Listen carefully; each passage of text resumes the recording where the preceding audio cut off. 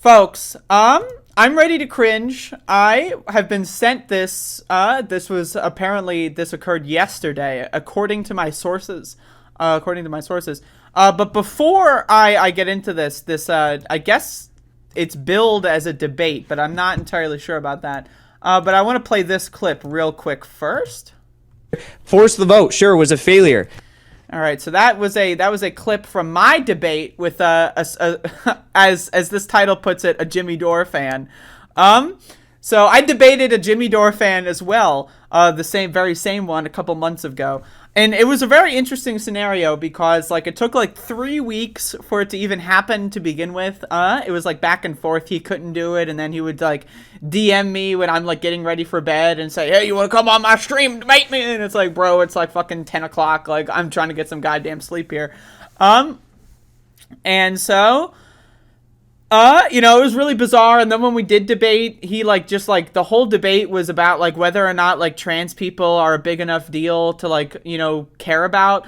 There was a strike over trans rights at Netflix, and he said that that strike is bad because trans people are bad and no one cares about trans people, and that we should focus on strikes that are good that don't involve trans people. My opinion was that all strikes are good. I don't understand the idea of picking and choosing. That's strange. And he proceeded to list out about 3 hours about how trans people are a distraction and, workers apparently in this country don't care about trans people and that, that's fine. Bigotry is great. Racism is good. Transphobia is good. All that good stuff. So again, in the description to this video here on the Sam Seder Show, they refer to him as an American patriot and Marxist-Leninist, Jackson Hinkle. So one of the other things is he calls himself an American patriot. He's a COVID vaccine denier. He's an anti-mandate person. He hangs around with people that believe that, the election was stolen because they're stupid. Donald Trump did not win the 2020 election. He lost. The election was fine. Joe Biden was the winner. But these are all this isn't this broader anti-left project going on with Jimmy Dore at the helm and a lot of these other people. And this guy's an orbiter of it. And again, so I kind of had a really fun time debating him. It was very entertaining. It was a couple months ago, and a lot of people, I've gotten a lot of comments, because that's one of those videos that people comment on probably at least once a week or so. And I've gotten a lot of messages, and now especially since this one happened where he went on the Sam Seder Show. A lot of people have been going back to seeing my conversation with him and how incredibly entertaining it was, at least for me, because I don't know. But anyway, so I've been told that this was funny. There's really no clips out, so I'm just going to go through the whole thing. So we're going to put it on 1.25x. I'll maybe increase the speed if I get bored. So let's keep going. About 2 weeks ago, I think it was, I got IM'd. We take IMs every day, as you know. I got IM'd that a guy named Jackson Hinkle wanted to debate me. And so we have a... Okay, so now real quick, why am I not getting on the Sam Seder Show? Think about it this way, right? This is something that's very important to understand here. Jackson Hinkle, just by sheer virtue of being a loud, dumb moron, gets 90 minutes on the Majority Report, no charge. He gets on there for free, just by virtue of being a loud, annoying, faux confident douchebag online, right? He gets 90 minutes on a channel with 1 million subscribers. What do I got to do to get on the Sam Seder Show? Think about it this way. What's going on here? How come I can't get 90 minutes on the Sam Seder Show, but fucking doofus American patriot gets fucking 90 minutes on the Sam Seder Show? What do I need to do? If someone, can we, get this, can this be, the message here? I need to get on the goddamn Sam Seder Show. That's gonna happen. So, make it happen, folks. I can't, apparently all you have to do is, okay, so I'm announcing right now, I want to debate Sam Seder. Everyone IM him, and then now I should get 90 minutes on the show. So that now it's set in stone. Everyone get their IMs ready. But anyway, let's keep watching. Fairly open door policy here. People can call in at any time. I suggested that he could call in, or if he wanted to debate me, he could email at majorityreporters@gmail.com. Or another aspect of this is also cancel culture. Keep this in mind. This is cancel culture. The idea that I'm not allowed on the Sam Seder show is in fact cancel culture. I've been canceled by the Majority Report, and personally that's a little bit of a I take offense to that. Personally, I do. But let's keep going. Or tweet at me, and within an hour after the show was over, that segment was clipped, I think by Jackson, and he wanted to, and he said to debate, and so we set it up, and since that time, Bradley, put up that thing that you just gave me. Over that time, he has been very excited to debate. Those are, I think, from Twitter over the past week. Yes, please bring them on. So he also did this with me as well, as he would make these like photos like for like advertising the debates, and then they would constantly like fall through. But I always love how like, you know, he's got like all these really bizarre like photos of himself that are like that he reuses over and over again. Now I get that a lot of YouTubers do that. My personal policy is if I don't use stock thumbnail photos of myself. If I'm making a thumbnail or something, I'll use a photo. Either I'll just take a selfie in that moment, or I'll like take a photo from the video that I'm making a thumbnail of or something. But he's got all these weird like headshots or whatever. I don't know. It's a little strange. But anyway, I think that part's funny. So I want to welcome to the program Jackson Hinkle. Do we have him? Yeah, This is a good strategy. Okay, ask Mila to beg David Feldman to beg Sam to have you on the Majority Report. I need at least 90 minutes though. That's the thing. He put the MR. I just noticed that. Yeah, he put the MR background behind himself. That's so good. Okay, so here's the thing. I need 90 minutes, right? I'm not like, I've called into the Majority Report, right? Like, I've done that. I've been there, done that, okay? Been there, done that. I want 95 minutes, a feature-length film. Let me go on the Majority Report and upload a feature-length film. Otherwise, I've been canceled. And someone clip this. Someone clip this part right here, where I'm saying this part. This is the serious message here. Unless Sam Seder allows me to upload a 95-minute feature-length film to his channel, I've been canceled. This is unacceptable. How come an American patriot gets 95-minute advertisement on the Majority Report and I don't? That's not fair. I'm a communist too. This is bullshit. 1 second here. Let me start my camera. Okay, and so Jackson, thank you for coming on today. I should say also you were very gracious because can I get him up here on the screen? Do we have him? Yeah, he's up. I've got a weird thing on my stand. Oh, there we go. Okay, so you sent me an email with some dates, and I've got some like I'm a little jammed up with my kids in the month of February, so I invited you onto the program. You were very gracious about coming on, and I appreciate that. And you wanted to. Now, is it the case, Bradley? You can take that down. I was told that you are a communist, and so. I don't know what you got going there. And so I was told that you are a communist and that you wanted to come on, and you emailed me that you wanted to debate. This is what you wrote. Would love to focus the discussion around your support for the Squad. I personally believe the Squad and progressives in Congress are sellouts who have abandoned virtually every aspect. Now, this guy, American patriot, also said the Squad is going to institute fascism in the United States. 1.5x. All right, I'll go on 1.5x. We'll bump it up a little bit. But again, so this guy not only has said that the Squad are like virtueless or whatever, he literally calls them Nazis, right? That's incredible.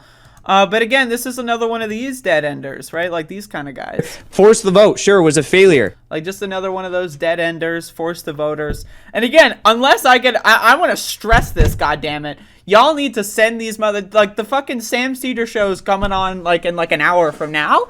Get your IMs ready and demand that I get a feature-length film on their channel. Otherwise, again, this is hardcore big tech censorship, and I will not stand for it. In fact, you know what? I'm not gonna stand for it so much that I'm gonna dislike the video live on stream. Disliked? Last couple of years. Let me know if you'd be down to discuss this. And I was a little surprised. Are you all right? Can you see the?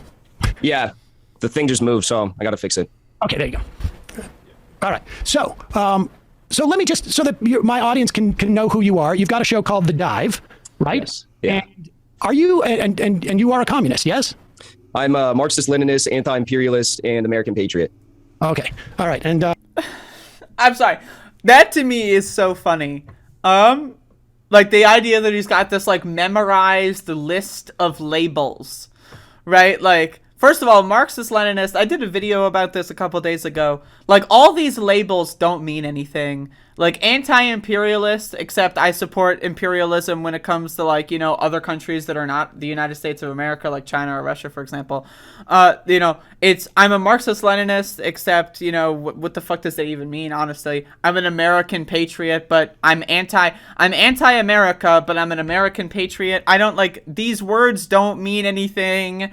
How can you be an American patriot and an anti-imperialist and a Marxist-Leninist? None of these words mean anything. And the fact that this guy can sit here and say that he's all of these things, right, proves that none of these words have any meanings. So please stop using dumbass labels. Like, just call yourself a communist, call yourself an anarchist, call yourself a socialist. Stick to the classic labels. We don't need any of this democratic, socialist, like, you know, patriotic, Leninistic Maoism. Like, we don't need any of that garbage. Like, you know, come on now.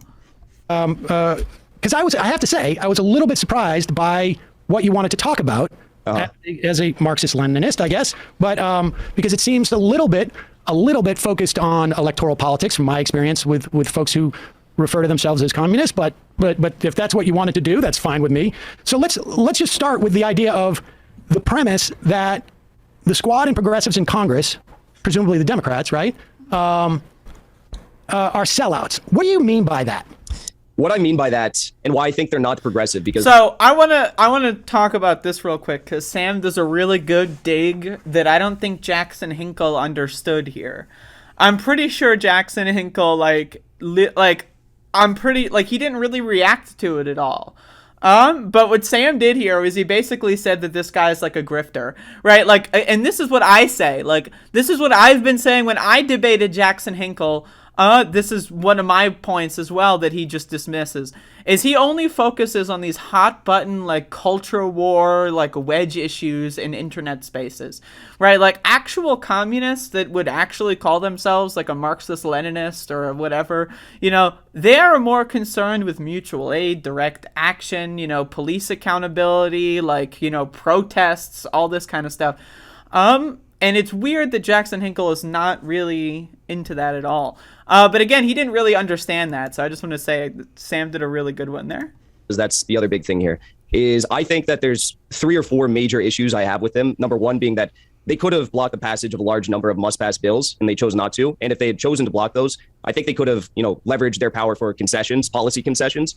The second thing is I think that they have been directly voting for anti-progressive bills and measures. In some cases, they've even introduced these themselves. They've acted at the behest of the Democratic establishment on multiple occasions, giving their own, campaign funds to corporate Democrats. And the fourth thing, or the third or fourth thing, is basically staying silent and giving Joe Biden support in the face of his pro-war, anti-worker. So, okay, this is one of the other things that's really bizarre about this stance here.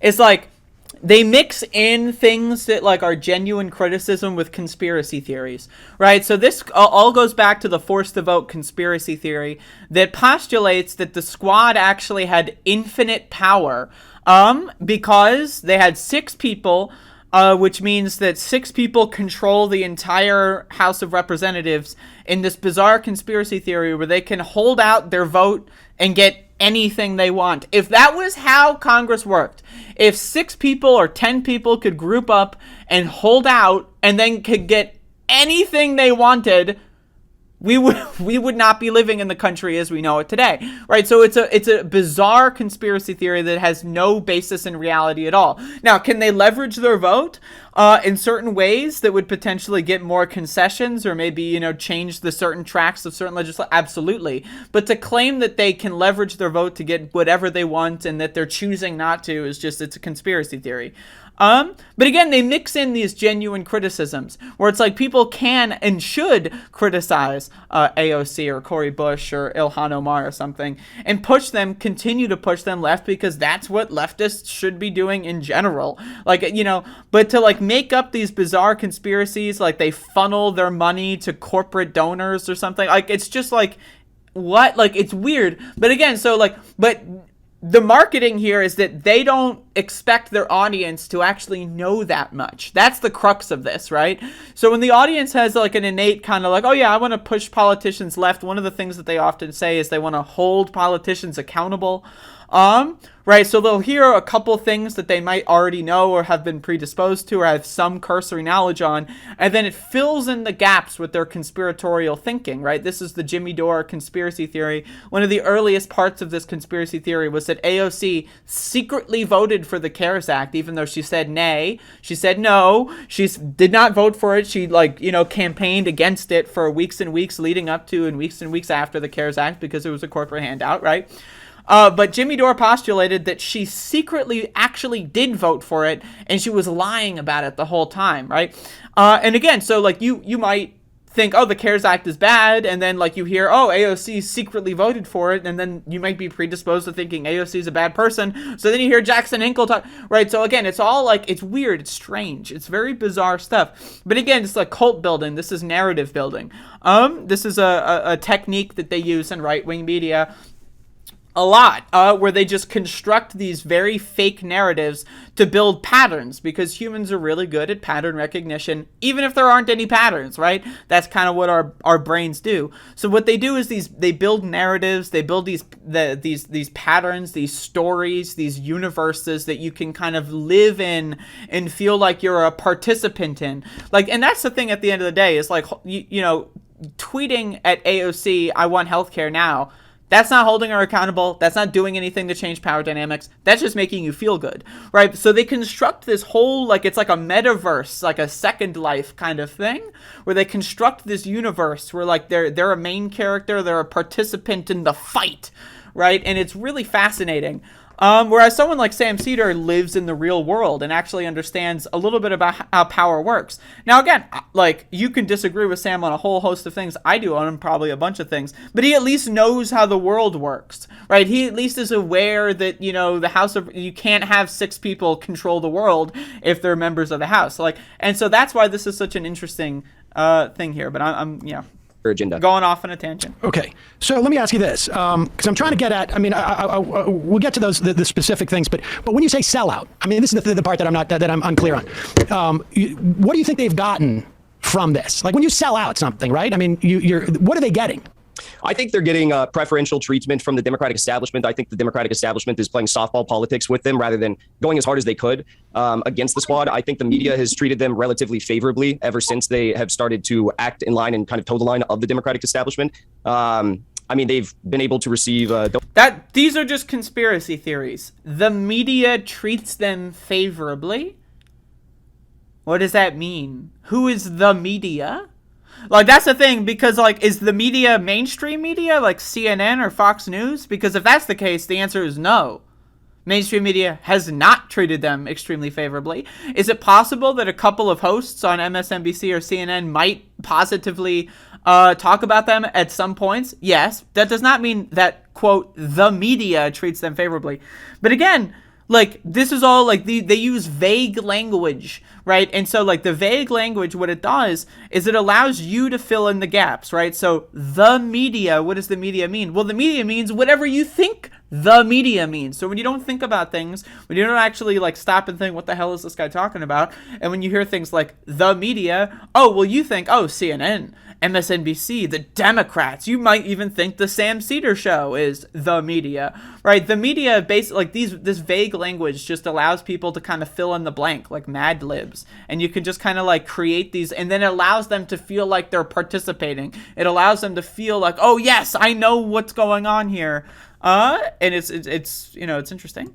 Donations and connections with George Soros and George Soros's family for not only their campaigns, but associated ventures like the Sunrise Movement. So I think those are just a few of the ways that they have gotten preferential treatment from the Democratic establishment. In what way? Because as far as I can tell, like, for instance, AOC, Katie Porter's not exactly in the squad, but I imagine you would include her in this group. They got they got actually the opposite of preferential treatments when it came to committee positions. Committees are the most important thing in terms of exercising power. They literally censured Ilhan Omar. They attempted to do it. Almost. I think in some regards they have been attacked, and there is going to be that friction there. But in some ways, Sam, because you're trying to act like there's no ways that they've been treated preferentially. Just tell me. They were invited to create dialogue with the Biden administration on a whole host of policies and different policy arenas to influence the Biden agenda. Although I don't think they've really done that, with the exception of maybe climate change. Okay, so they're invited to talk about legislation with the president of the party that they are in. That's preferential treatment. I don't even again.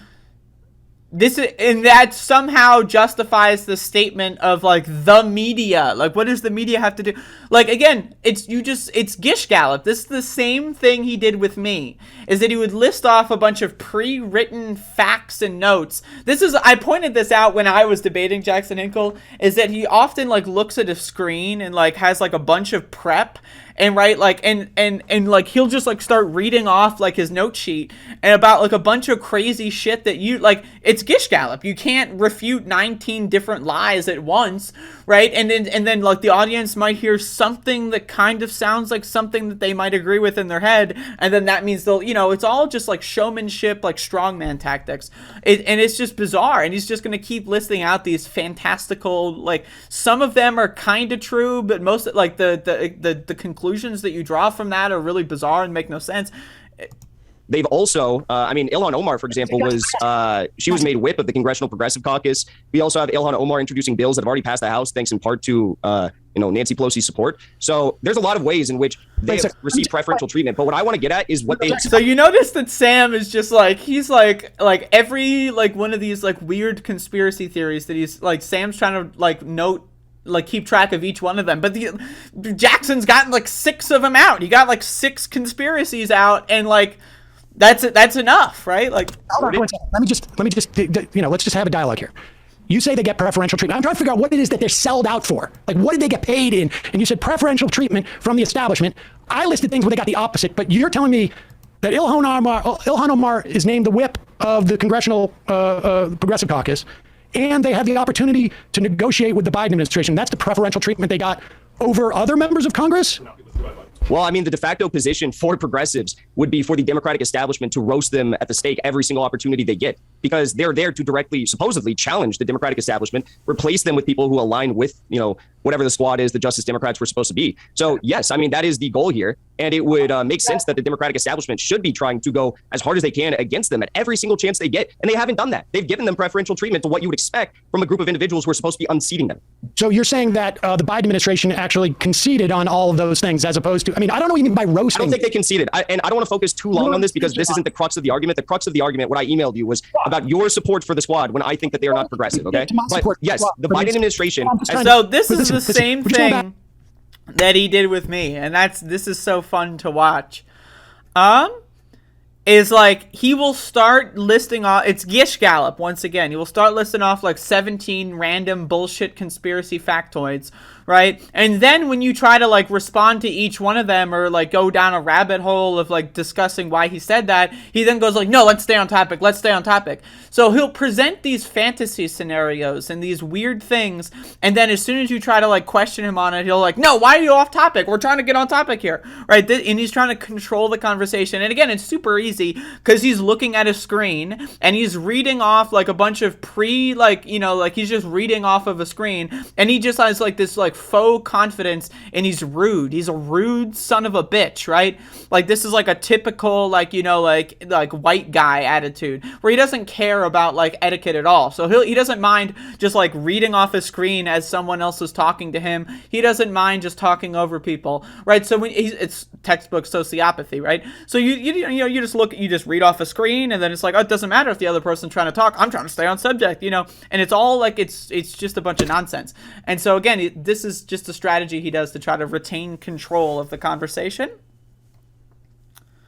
Did he really talk about George Soros? I must have missed that. Did that happen already, or is that later on in this? Because I'm only 10 minutes in. I should probably continue. Back and forth here. All right, you've made your assessment that they're getting. Because if I didn't hear that, but also it's possible that because it was, I'm listening at 1.5x or something. But yeah, that's bizarre. In the beginning of the debate, is this the debate yet? I don't know. Preferential treatment because they're not being roasted by the establishment. And then you're saying that they're getting money from George Soros? Yes. Okay, here it is. Okay. Hold the phone. Hold the phone.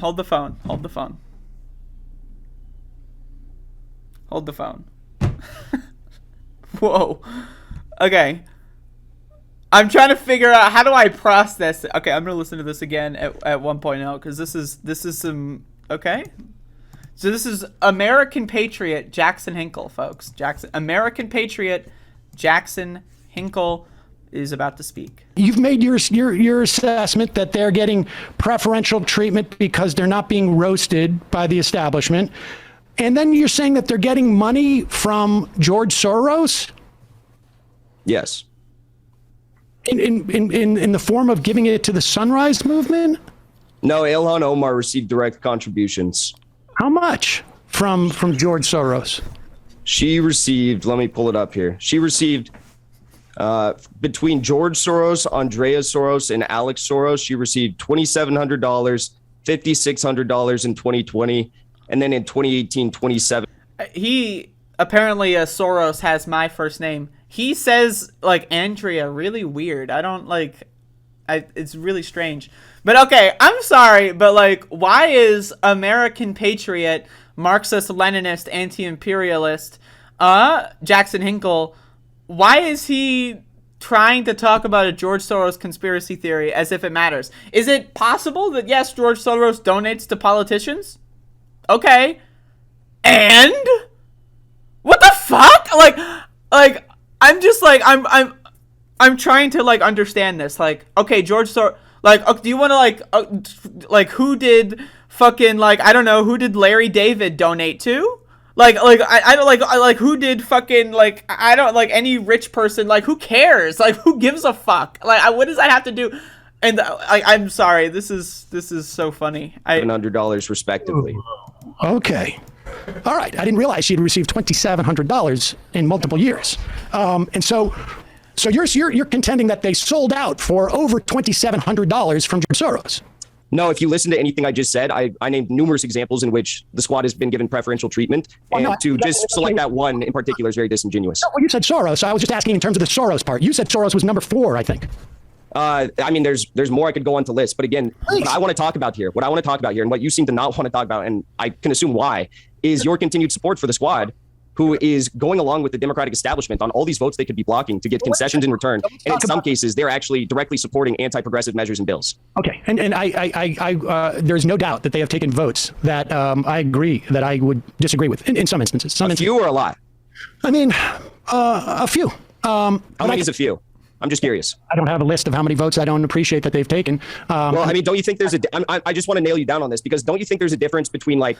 Now, again, notice this is exactly what he does.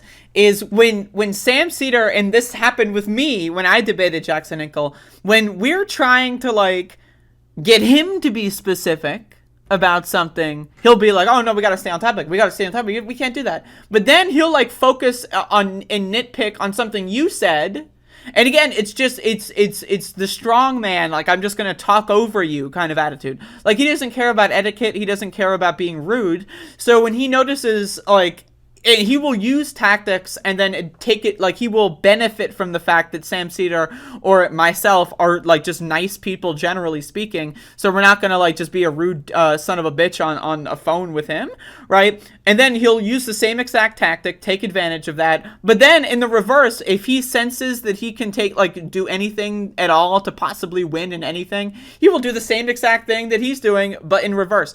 It's fascinating. It's incredible. And again, who cares about George Soros? Why don't you list out like who does Tom Hanks donate to? Who does fucking Oprah donate to? Who cares? Like is it important to know where donations are coming from? Absolutely. But again, this has nothing with preferential treatment from the media. George Soros is the media. Like, what does this even mean? Don't you think there's a difference between 2 to 3 bad votes and say like 15 or 20 bad votes? How many votes did they take in total? And I'll tell you that I would imagine there's probably 25 to 30% of their votes that I would have a problem with off the top of my head. I would imagine for consequential policy items, there was probably roughly like 60 to 100 consequential policy items that were voted on in this session of Congress 2021 so far. There's obviously a lot of procedural and House rules votes that get voted on every single session of Congress. So far, there's been over 400 votes in this session of Congress, but a lot of those, again, are just on amendments to bills that are eventually voted on or just procedural. Like, you notice how he's just reading a Wikipedia page, like no one, like, he's literally just reading, like, a Wikipedia page, and it's like, it's great if you want to get granular, but again, he selects what he gets granular in. Like, when it's something that he's got on his note sheet, he'll, like, give every small detail, like, what were the coordinates of, like, fucking Steny Hoyer when he, like, you know, spoke at this moment, like, you know, and, like, who cares? But, like, when someone else is trying to get granular, it's, oh, no, we gotta stay on subject. Votes. Okay. So you're saying that maybe 20 to 30 out of 60 are bad votes? 30%. I don't know. I mean, well, you just said 20 to 30 votes out of potentially 60 to 100 were bad. So is that something that you would necessarily support? I mean, I just don't really understand. Why don't you criticize the squad on all of these things? I've heard you criticize them like once and every so often, but you don't criticize them. So here, these are, again, vague words. What does support the squad mean? What does that mean? Like, donate to them? Well, that's one way of supporting, like, give positive coverage to them. Well, what is that, like? Well, criticize them is, like, what do these words mean? They're vague. Like, I watched the Sam Seder show. When they have criticized this, when the squad does something worthy of criticism in their opinion, they criticize. When they do something worthy of praise, they praise. Like, outside of that, where is this, like, illuminous, like this ethereal support? Like, what is this support? When they're in the news, they're discussed. Like, I've never heard Sam Seder do, like, an advertisement. By the way, you know, I just want to say shout-outs to Ilhan Omar. We support her. She's great. And anyway, now on to the news. Like, I've never heard, like, what is this, like, support? It doesn't mean anything. And then also criticize doesn't mean anything, because that all boils down to what you see. Like, does Jackson Hinkle watch every episode of the Majority Report? They do, like, a 3-hour show every day. Like, I like the Majority Report, and I don't watch every single episode. So, so you can't say I've never heard you criticize, because you just don't know. You have no idea, right? So these are, but again, you know, he doesn't care about that. He's just going to run through it and hope that Sam doesn't notice. I mean, all of these bad votes, and I don't understand how you plan to hold them accountable if you're not criticizing them. Well, I mean, I do. I mean, I don't know if you watch every one of our shows. Did you criticize them? Did you criticize them when AOC funneled $160,000 to DCCC corporate Democrats after promising not to? Actually, first of all, I actually didn't criticize that. Why not? I'll tell you why. Because I think part of the strategy in which they deployed, and she said, we should say that she did these in incremental ones, right? There was like 2,000 a pop, if I'm not mistaken, right? They were 5,000. Okay, 5,000. I think there's value in doing that, because I think that what politicians should do, broadly speaking, is go in and try and get legislation that is positive passed. And so if what positive legislation have they gotten passed by donating to those DCCC candidates? Well, the Build Back Better bill passed in the House. Did it pass in the Senate? No, but she didn't give to senators. So what legislation has the squad voted for, and it's also passed in the Senate, that you think is good and directly resulted in them donating $5,000 to DCCC candidates? Don't you also think, wait, Sam, don't you also think that given that AOC specifically said that she was not going to donate to them, that's a problem, that she then went out and donated to them? And this is before that. I think people could take issue with that. And this is before there's even a Democratic primary. So there was going to be progressive challengers like Ava Patsova in Arizona's first district. I think people could take issue with that. So why did you not? We did talk about it. You just told me you didn't talk about it a minute ago. No. Yes, you did. I didn't spend as much time emphasizing it apparently as you want me to, but... all right, Letterhack. I will see y'all tomorrow. I'm sorry. This is so entertaining for me. Like, what? So Jackson Hinkle is now just openly lying? Like he's just, like, trying to gaslight Sam into believing stuff that did... I don't even, like, what this is... We're only 15 minutes in. How the hell? Why doesn't Sam Seder have me on the goddamn show for 90 minutes? How does this happen for 90 minutes? Like, is he here the whole time? Oh, wait. Oh, okay. Never mind. Hold up. Okay. Oh, it's only like 40 minutes then. Okay. You just told me a minute ago you didn't talk about it. What do you think about the fact that they voted to subsidize Cobra premiums for 6 months? I, in fact, talked about it with AOC, and I said that was garbage, and she said it was garbage. So you talked about it before she did it or after she did it? After she did it, she came on the show, and I literally said that was a garbage vote, and she said, yes, it's garbage. So did you press her as to why? I'm just curious. Yes, you should go back and watch it. What about when she voted to sanction? I love that. I love, that's really funny. That's really funny. because like Jackson Hinkle's like saying like, why don't you criticize them ever? And then Sam Seder said, not only do I criticize them, but I had her on the show and criticize her directly. Like, that was really good. Hinkle is on the whole show. He pretends to lose his Oh my god. Okay. Oh my god. I loved, and then I guarantee you he's going to pretend he got censored. Okay, he loses his camera. Okay, so I guarantee you he's going to pretend he got censored at some point. I guarantee it. Myanmar, Cambodia, and supported sanctions on Cuba, Venezuela, a handful of other countries she voted to sanction, and basically the entire global South. Yeah, I'm against sanctioning, in particular the case of Venezuela. Okay. What about when she refused to speak out against Biden's airstrikes in Syria, Afghanistan, Somalia, or Iraq, many of which killed civilians? I don't remember if I said anything about AOC not. You didn't. I was watching your show at the time. I actually watch a lot of your show, but usually. Oh my god! This tweet is so good. Holy crap! This is a good tweet from Not Me Bus. Oh my god. Okay. Hinkle reading debate prep notes from his screen confirmed. It's confirmed. I knew it. I told you this. Reminder. In our debate with my debate with Jackson Hinkle, I literally called him out on it, and then like I saw him scroll over and then like click off of something, and he's like, I'm not reading a screen. And then it was like an awkward, like, kind of like, well, I know you're reading a screen. You know you're reading a screen. It's weird that you don't want to know that you're, like, why would you just say, yeah, I've got notes? Like, just say, yes, I have notes. Like, that's not, like, it's kind of weird, yes. But it's like, it's not that huge of a deal. Just say, yeah, I had notes open, whatever. This is really good. Okay, so what he did, like, it was open on a display capture. Is that what it was? And you're doing, like, a frame advance kind of a thing? Okay. Or did he just, like, have them open on stream? Like, why is this, like, a prominently display? Oh, is this, like, when he got censored, when the camera broke or something? Like, something had... Kevin. Control F Kevin. Who's Kevin? What the fuck? Who is Kevin? Why is he Control F-ing Kevin? Oh my god, that's amazing. Control F Kevin. That's incredible. Alright, folks. Let's get back in. To criticize you. What about when she voted to increase the Capitol Police and security budget to $1.9 billion I increase? take issue with her specifically, but I said that vote was wrong. So, Sam, there's one more thing I want to say here, because this kind of ties the whole argument together. There's a difference between saying that this vote is wrong and saying that not only is this vote wrong, but they could have leveraged the power that they had on these votes, because in the case of the Capitol Police and Security bill, they could have actually blocked the passage of that bill to get concessions in return. So why are you not saying that? Because you've actually gone out on the record previously, and you have said... Jackson, let's have a debate here, okay? You're listing off every single time I haven't criticized AOC over the past... Well, the question is why? Childish. Well, I've made it quite clear. I don't care. You don't care about what? Let me ask you this. You don't care about what? No. What don't you care about? What don't you care about? Increase in the Capitol Police, I don't think is that relevant. Why don't you think it's relevant? There was a leak yesterday from Capitol Police that shows that Capitol Police has intelligence units across the country that are creating dossiers on Congress people and their staffers. You don't care about that? I think that's a problem. That came out yesterday. Yes. The increase in the Capitol Police after they were overrun, you know what? I just don't think it's that big of a deal. What I think is... So, okay, this is a very interesting thing, because it's like, there are stories, right? As someone who does a show, right? I do a show. There are stories that I will scroll through and I go like, I don't care about talking about that, right?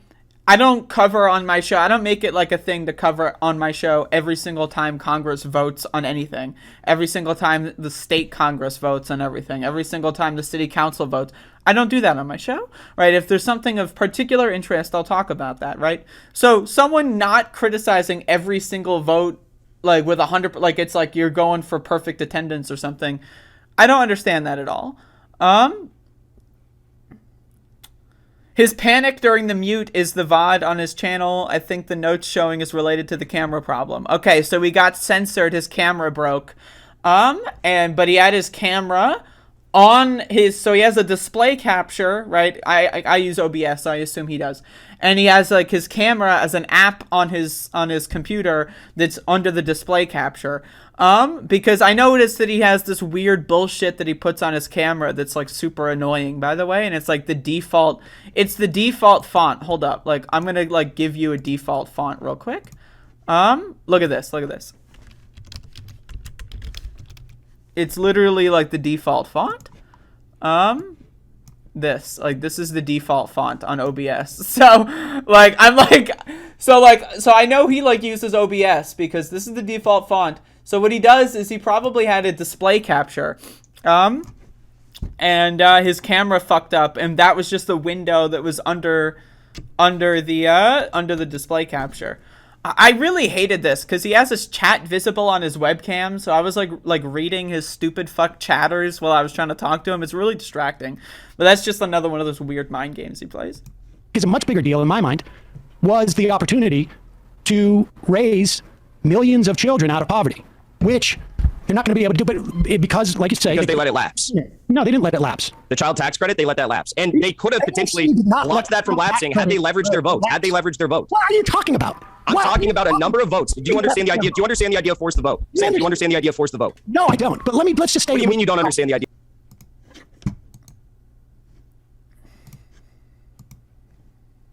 Force the vote, sure, was a failure. Oh, I love that clip. It's a classic. Yeah, force the vote. I'm Jackson. Do you think AOC is better than Joe Manchin? You don't understand the idea of force the vote? Do you think AOC is better than Joe Manchin? Let's stay with your original thing that you wanted to debate. Then we can get Is that what I wanted to debate? Did I email you about that? Would love to focus the discussion around your support for the squad. I personally believe the squad and progressives in Congress are sellouts who have abandoned virtually every aspect of progressive principles over the last couple of years. So where in that did I say that AOC is worse than Joe Manchin? I'm just curious. I'm asking you. I'm trying to explore if they have sold out every aspect of progressive principles, and if you think Joe Manchin and AOC are essentially the same. Again, I did not say that.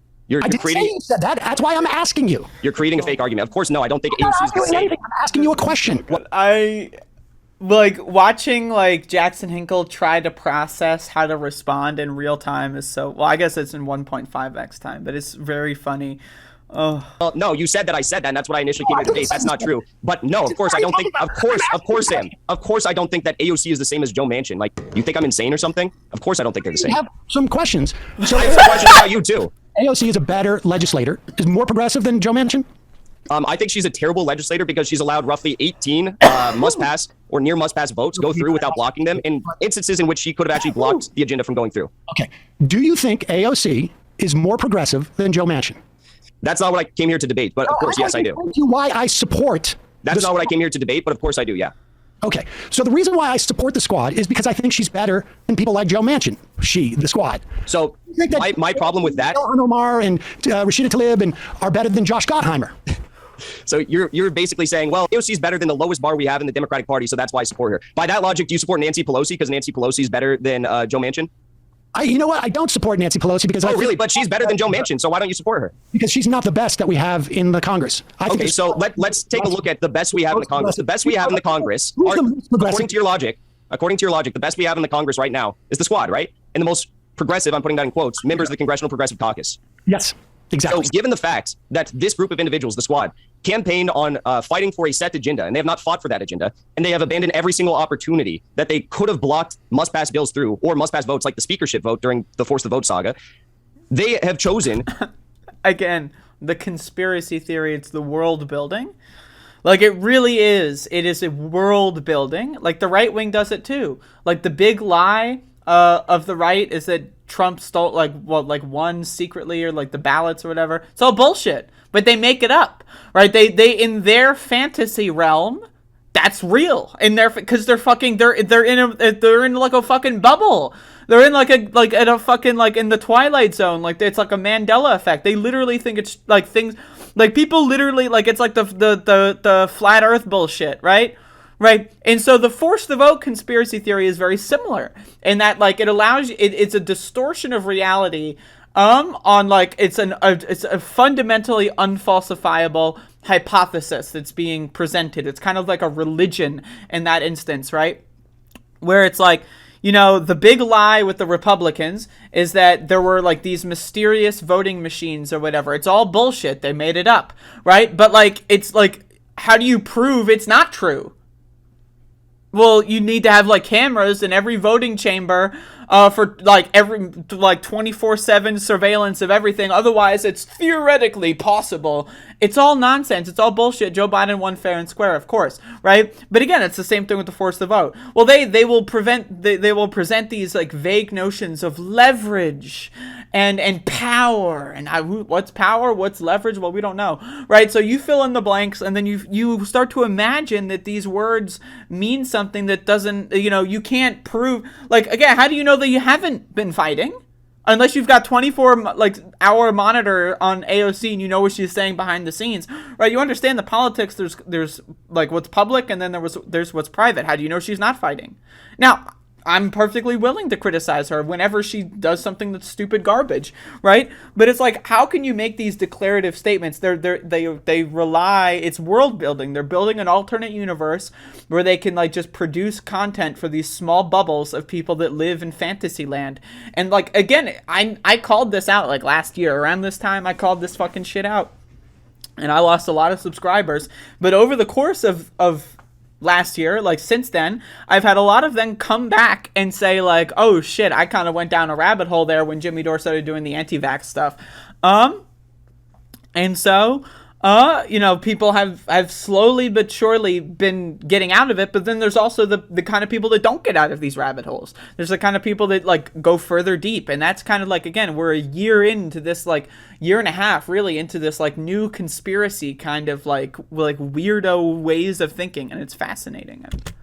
To pass the Democratic agenda. Instead also, of just a reminder, Joe Biden won the 2020 election. Donald Trump lost. I just have to say that. actually forcing through their agenda and getting small or large concessions in return.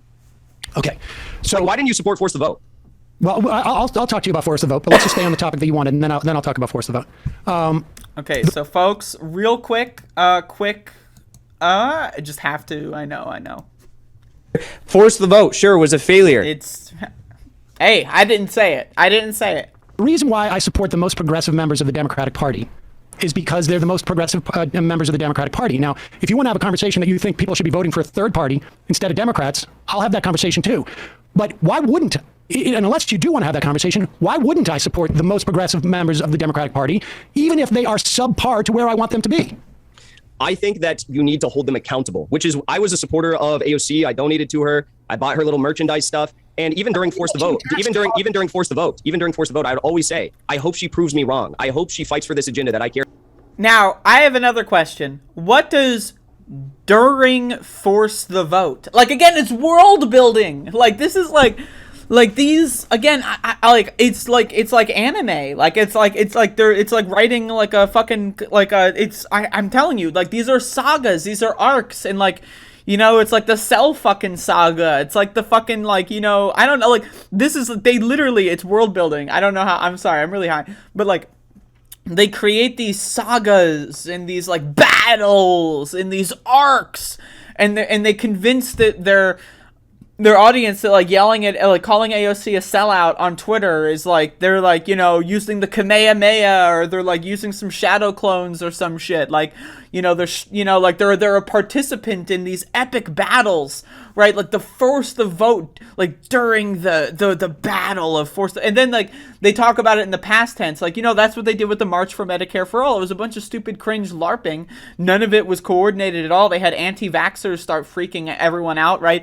They had these giant fucking, like, like horrible anti-healthcare nonsense at the March for Medicare for All, right? Like, but now they talk about that with reverence because it's in the past. Remember the saga during Force the Vote. And then there was the protest for Medicare when we walked in the street for 30 minutes and didn't get anything accomplished. And then, again, they convince their fans and followers that they're participants in these historic battles. And then, like, everyone else in the world is like, what are you talking about? Like, no one knows what these people are on. They're on, like, some sort of drug. I mean, I'm on drugs, but I want what they've got, because that sounds really fun right now. About. And she never did, and the squad never did, and they have chosen to vote for the party line every single time and not fight for their agenda. You feel scorned by them, but you still think they're the most progressive members of Congress, correct? That's not a high bar. I hold them to Sam, listen, don't interrupt. I was about to answer your question and you interrupted me. Okay. I hold them to the bar that they ran on while, campaigning for Congress. That bar is saying stuff like, I'm going to fight for Medicare for all. We can't wait 100 more years. We need to fight for it right now. Saying stuff like, I don't care if I'm a one-term congressperson. AOC said this. I don't care if I'm a one-term congressperson. I'm going to fight for my agenda or essentially go down trying. That's what I hold them to. Okay. Why don't you? I mean, I have issues with votes that they have taken at times. They are the most progressive members of the Democratic Party. And until there's more progressive, people who are more progressive than them, they're the best we have. I don't get attached to politicians like you seem to have felt like you're scorned by them in some way. And I just don't. This is another really important thing that Sam is saying. And this is why whenever someone asks me about how I'm going to vote, the answer is always going to be simple. I will vote for whoever is the furthest left candidate that has a chance of winning, right? So it's like if Uber Communist 420 from like a subreddit like r/ left whatever, I don't know anything about Reddit, but like if they ran and they had like 3 followers on Twitter or something, I would not vote for them. I'm talking about the furthest left actually serious candidate, right? And so, but I don't I'm not like, I don't have like AOC like merchandise. I don't have like the weird things that some people do that. That's okay. I mean, I've got Bernie merchandise, but it's a whole different story. Bernie's a different beast. But anyway, like if someone more to the left, significantly more to the left than the squad got elected, I'm right there. Like I don't understand like this attachment it really is fundamentally bizarre. And it's similar because like the right wing is attached to AOC because she's big for headlines, right? She's like a young like progressive politician, right? So she's big for headlines. And so like these people that are like working in the ultimately they're grifting for money. I mean, let's be honest, that's why Jackson Hinkle has his like sub count or whatever like literally on his webcam. Like if you are watching him on Zoom, like Sam Seder right now when looking at him sees this because he is such a narcissist that he has it on his webcam. He doesn't just use his webcam and then use OBS to capture the Discord webcam or Zoom webcam or whatever. No. He uses a separate like webcam like funneling tool so that people like, he's doing this for money. I mean, we all do things for money. That's correct. But, you do a certain kind of motif. So you're going to focus on AOC all the time, even though ultimately, like, it, there's the real world and then there's the fake content media world where, like, you do exaggeratory things, hyperbolic things all the time, and you just have to keep going because you can't just plateau. You just got to keep going. So AOC is the main character. She's like the main villain in their arc and their anime or whatever. I don't think politicians have principles. I think they go in and they get the best that they can do. Sometimes I think that they make mistakes because they're not smart. Sometimes I think some of them are just completely sold out. I think there's a lot of sellouts in Congress. In fact, Ilhan Omar was on the program last week, and she specifically said there's a lot of people who came in progressive who are corporatists now. And I don't know who exactly she meant. I have some ideas. I suspect Nancy Pelosi was one of them. And so I don't get attached in the way you do. So your notion of my support for them, I didn't donate to AOC. I didn't get as attached to them as you did. I take them. They are politicians. I look for the most progressive politicians who are in a position to either win or to implement policy. I just want to say, Sam doing this rhetorical tactic of like reversing this onto Hinkle is great because like it's so true that like, yeah, Jackson Hinkle was attached. That's such a good fucking way of putting it. Like they're politicians. I'm not like, I didn't develop a parasocial relationship with AOC because I followed her when she had like 10,000 followers, which I did, by the way. I followed her when she had 10,000, I was there, hashtag. But, like I'm not going to develop this bizarre, irrational parasocial relationship with someone just because I followed them online and had zero interaction. Like that's the thing is like, what the fuck? And yes, they have largely failed. Joe Biden has failed. The Senate has failed. The Senate leadership has failed. I think Pelosi failed. I think it was a mistake for them to vote for the bipartisan infrastructure bill. The Progressive Caucus has failed. In fact, I think that, one of the things that I'm hoping, and, to the extent that I can pressure, there's only so much pressure I can bring to bear on politicians. But one of the things I'm hoping that they do is that they actually implement some voting requirements, some litmus tests to be a Progressive Caucus member. I think that's a great idea. But Sam, first of all, you just said a lot there. That idea? You know who brought up that idea on this program? I have brought up that you've brought that idea up on this program. I brought it up on my program as well. I know you've said that up on this program. You said it during your first Force the Vote video. Actually, you said that maybe it's time that we tell members of the CPC that they should have to support a vote on Medicare for all on the House floor if they want to be a part of it. I think that's a great idea. I just wish you would continue holding them accountable like you did then. Anyways, but you said that I'm too. Hold them accountable then. Now again, this is, I pointed this out before. This is the conspiracy language. Hold them accountable. What does that mean? Does that mean like making 30 trillion videos a day about how AOC won't call me back? Like what does that mean? Like I sincerely, right?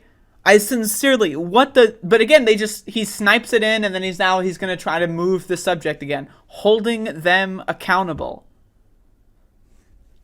How, again, and it's an impossibly vague standard, right? That anyone watching Jackson Hinkle is going to be like, oh, well, Sam Seder, I've never watched their show, but they're obviously not holding them accountable, right? So, and then everyone else who doesn't watch Jackson Hinkle is going to go like, what does that even mean? Like, you know, like, so again, it's vague language, and the person listening to it determines what it means in their own heads. And if you're a Jackson Hinkle fan, hold them accountable. And I just let you talk for so long. How did I hold them accountable then? You want to go into this? Jackson, what do you think is going on here? You held them accountable back then. Like again, it's like they're in an anime, man. Like I'm serious. Like they're in an anime. This guy is like he's about to do some fucking jutsus right now. Like this guy is like literally, he is the main character. He is the protagonist in his own anime, where he, like him going on his YouTube show that has like fucking 10,000 subscribers, right, is like saving the world. Like he's, yes, I'm running through and I'm like, I'm like gonna go Super Saiyan, and then, you know, like seriously, what the fuck does that mean? Hold them accountable. Serious. What does that? It's an but whatever.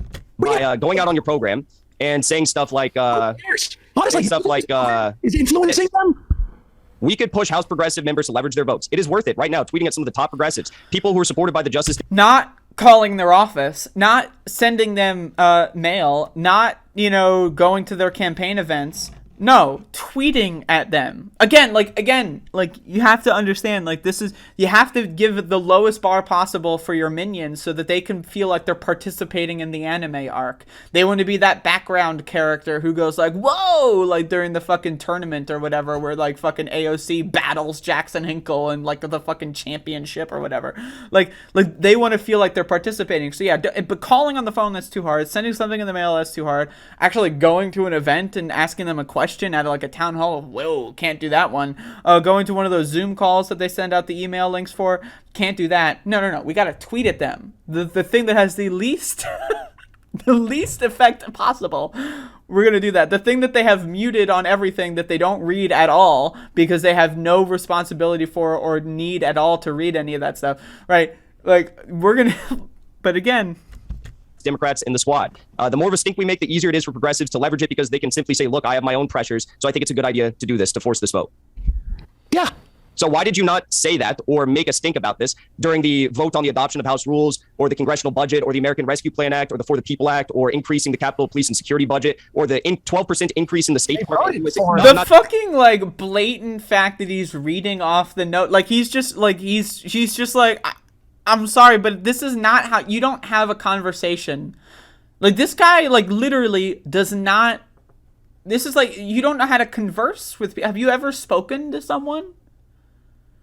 This is you don't speak to another, like an actual human being. This is like, this is like he's just talking at him. Like he could be doing his own video, watching a Sam Seder clip, and then like pausing it, and then reading from his note sheet, and then like you have the actual person there. You're talking to an actual human being, right? Like this is not how you speak to other people, but not done. 12% increase in the State Department and USAID funding that they all voted for. The Legislative Appropriations Act, combating international Islamophobia Act, all of these things, the Infrastructure Act, increasing government funding, all of these things, Sam, I'm done, but let me just finish. I let you talk for so long and I don't interrupt you. I just expect a little bit. Then the gaslighting. I let you talk. He did that to me too, this motherfucker.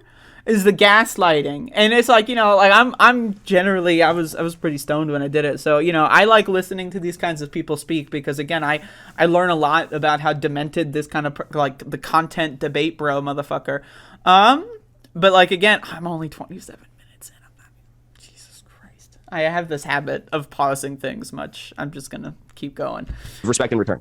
All of these things were passed by a margin of roughly 6 to 10 votes in the House. These are all things that the progressives could have banded together, or in some cases banded together to stop and get concessions in return. Sam, please stop interrupting me. No. Stop interrupting me. Jackson, you listed off a bunch of votes that you presume I'm against. No. I have a problem with the State Department getting more funding. No, you don't have a problem with that? With the State Department getting funding? No. A 12% increase. I mean, a 12% increase, 11% increase, a 13% increase? You don't have a problem with the State Department, who is, leading coups across this world, who is launching hybrid warfare through the National Endowment for Democracy in countries all across this world, like Venezuela, like you just mentioned, that you said you had a problem with warmongering and sanctions on Venezuela. You don't have a problem with the 12% increase to the State Department when they could be getting concessions for progressive policies in return? What concession? Any concession. Well, do you know how closely that State Department vote passed? Do you even know the vote? No. It was 217 to 212. AOC, Tlaib, and Bush voted no. Presley, Omar, Bowman, Jayapal, Khanna, Lee, and Porter voted yes. So had 3 more progressives who voted yes voted no, they would have been able to defeat the measure temporarily, or forever, because I don't support an increase in the State Department, unlike you. Okay. And they could have blocked it temporarily and gotten concessions in return. That's another thing Jackson Hinkle does, is he loves to like insert jabs in the middle of his written notes, right? And it's easy because when you have the words on the screen, you just lock your eyeballs, you got the jab, and then you pick right back up. So it's super easy.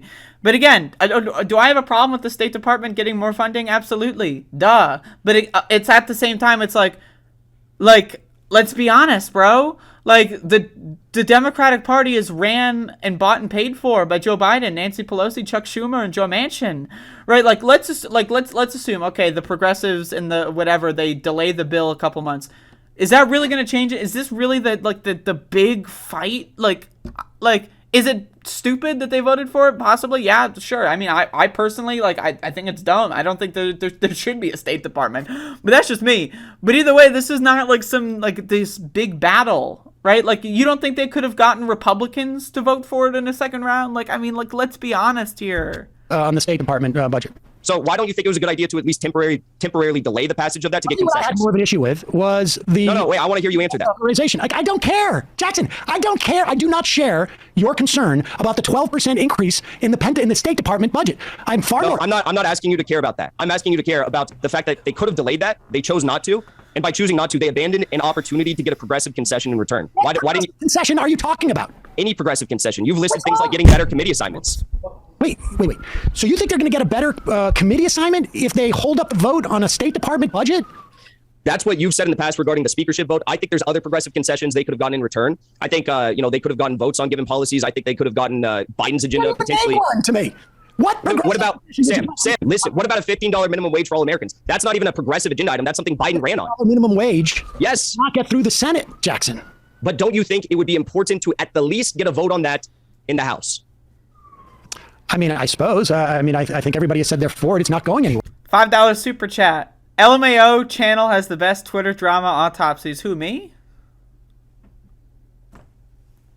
Hey. I try my best. Thank you so much. Yeah, I mean, this guy is very clearly scripted. I called him out on it in my debate with him. I asked him why he was reading off of a screen, and he vehemently denied. He was like, I'm not doing that. My thing is like, okay, you're reading from a screen. That's all good. It's whatever. It's kind of weird, right? I'm clearly not. I'm just kind of speaking off the cuff and having a normal conversation. You have a script and you're trying really hard and you just took 3 caffeine pills and an Adderall or something. So it's it's a little bit of a desync. It's kind of weird, but it's like, what? The weird part is the super weird part is when you're lying about it.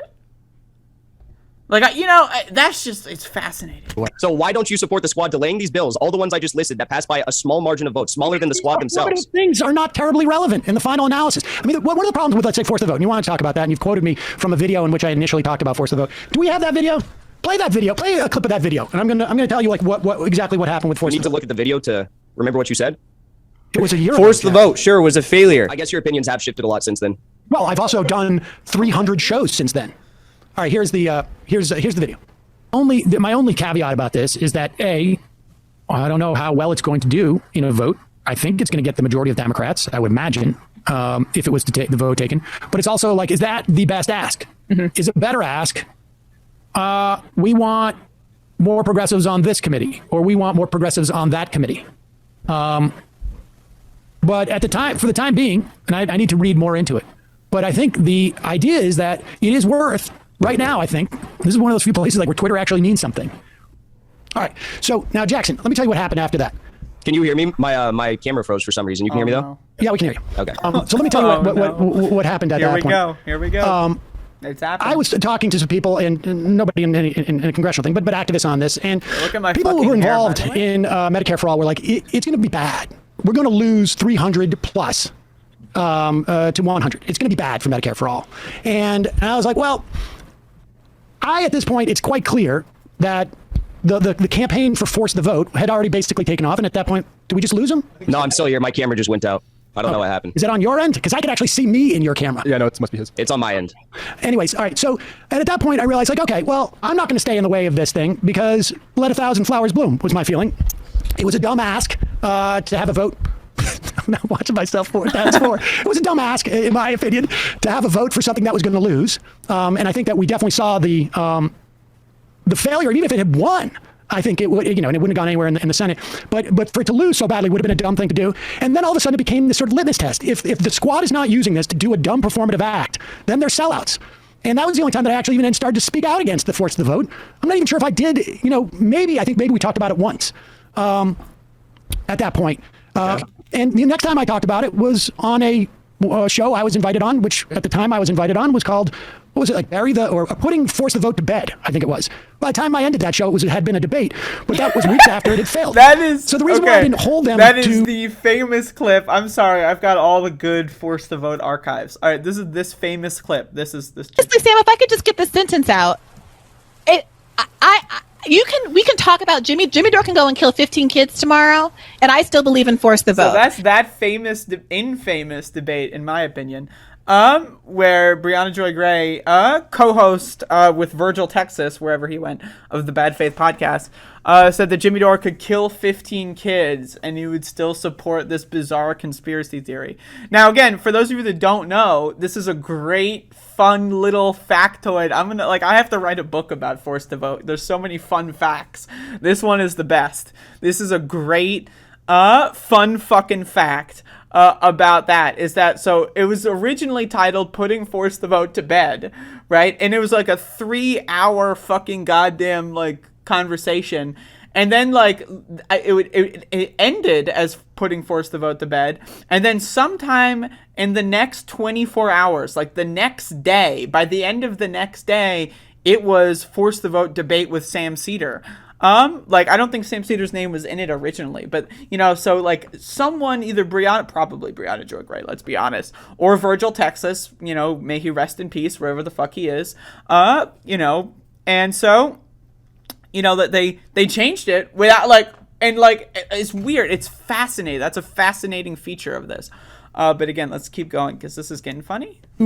Getting committee positions with that vote at that point was because the whole thing had taken off as Medicare for All and it become, someone's sort of pet project to make it about some type of litmus test for the squad to push for Medicare for All, which I thought was a really bad idea. All right. Well, what's interesting about that putting force the vote to bed debate? I don't know if you still believe this, but one of the reasons you put forward for not supporting force the vote was you said, let's say Nancy Pelosi says, fine, don't vote for me. The Dems lose the speakership because you're not going to get that 218 people to coalesce around another person. You're going to end up getting McCarthy. Do you still believe the lie that Kevin McCarthy would become Speaker of the House if we tried to force the vote? I have no idea what would have happened, to be totally honest with you, because there was no other candidate to run for Speaker of the House. But you do understand it would have taken Democrats voting for Kevin McCarthy or a large number of people abstaining from voting altogether rather than voting for someone else to end up with Kevin McCarthy as Speaker? Well, I don't know. Let's say they held out.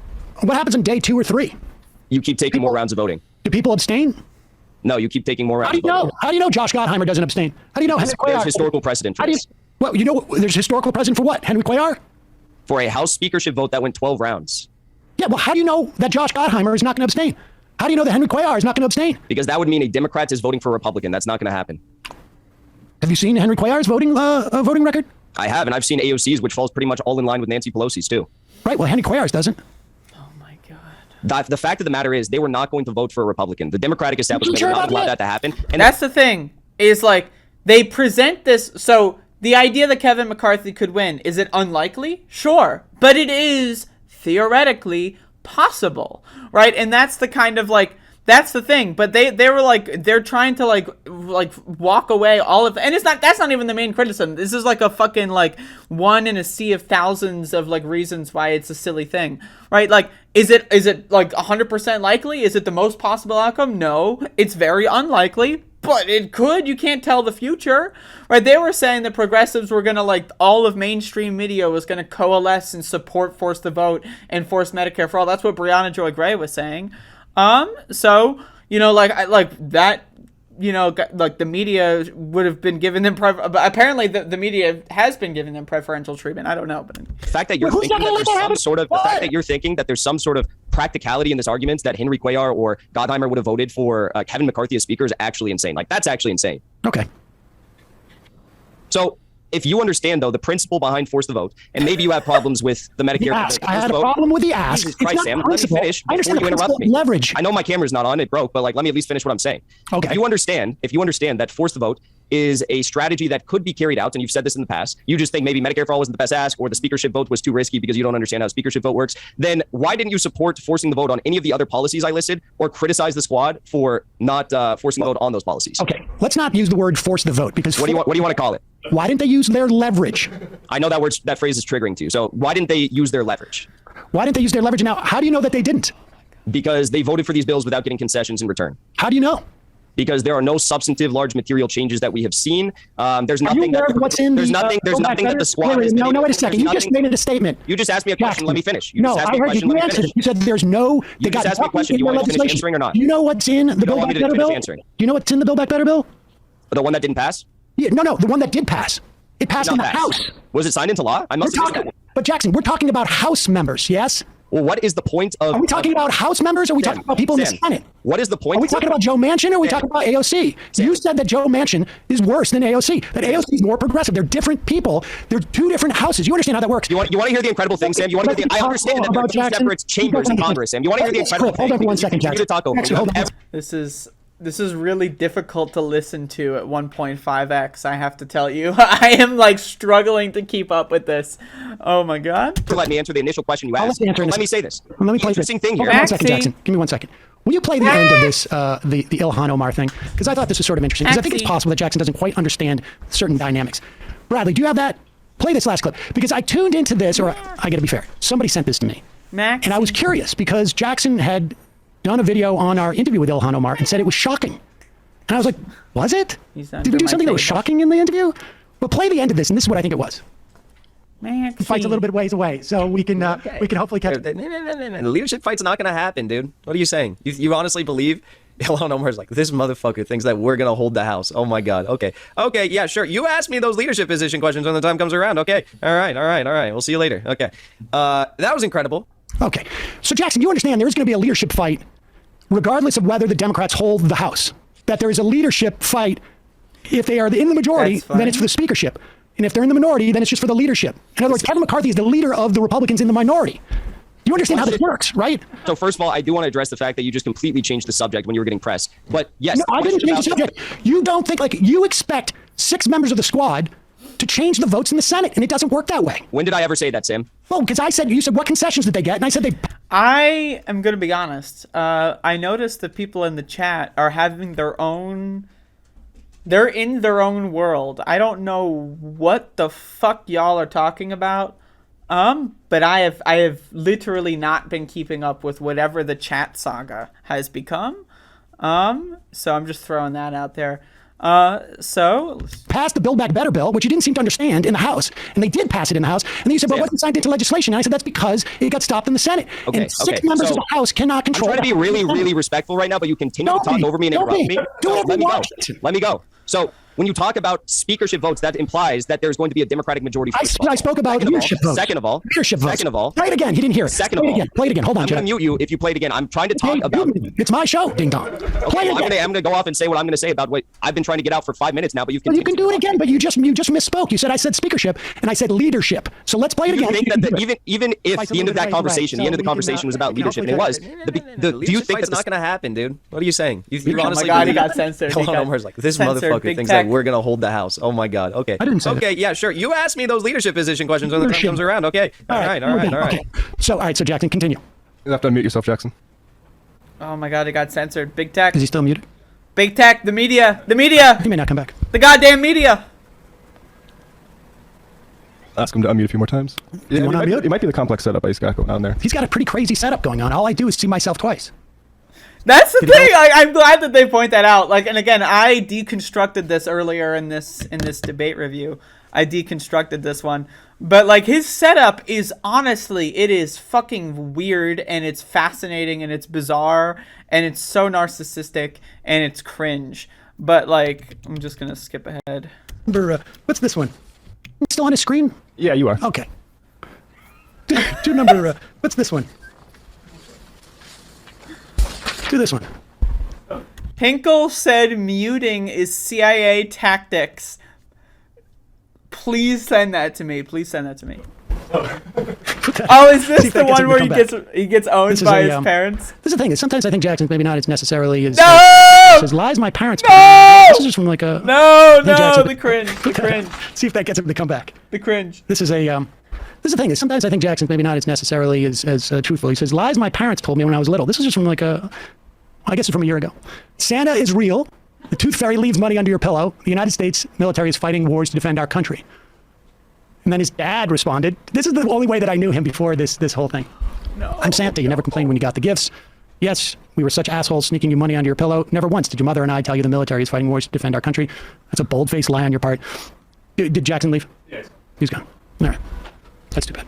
Because I wanted to ask him about that, because as a parent, I want to know if there's actually tension between them or if that was funny, because I feel like I would do that to my kids at one point. But all right, let's take a break, and we'll come back and wrap up the show, and maybe Emma's just come back in so we can do the show. Well, I don't think they did wrap it up. I don't think he wants to come back. No, I think that. I want to remind everyone that the majority report is canceling me.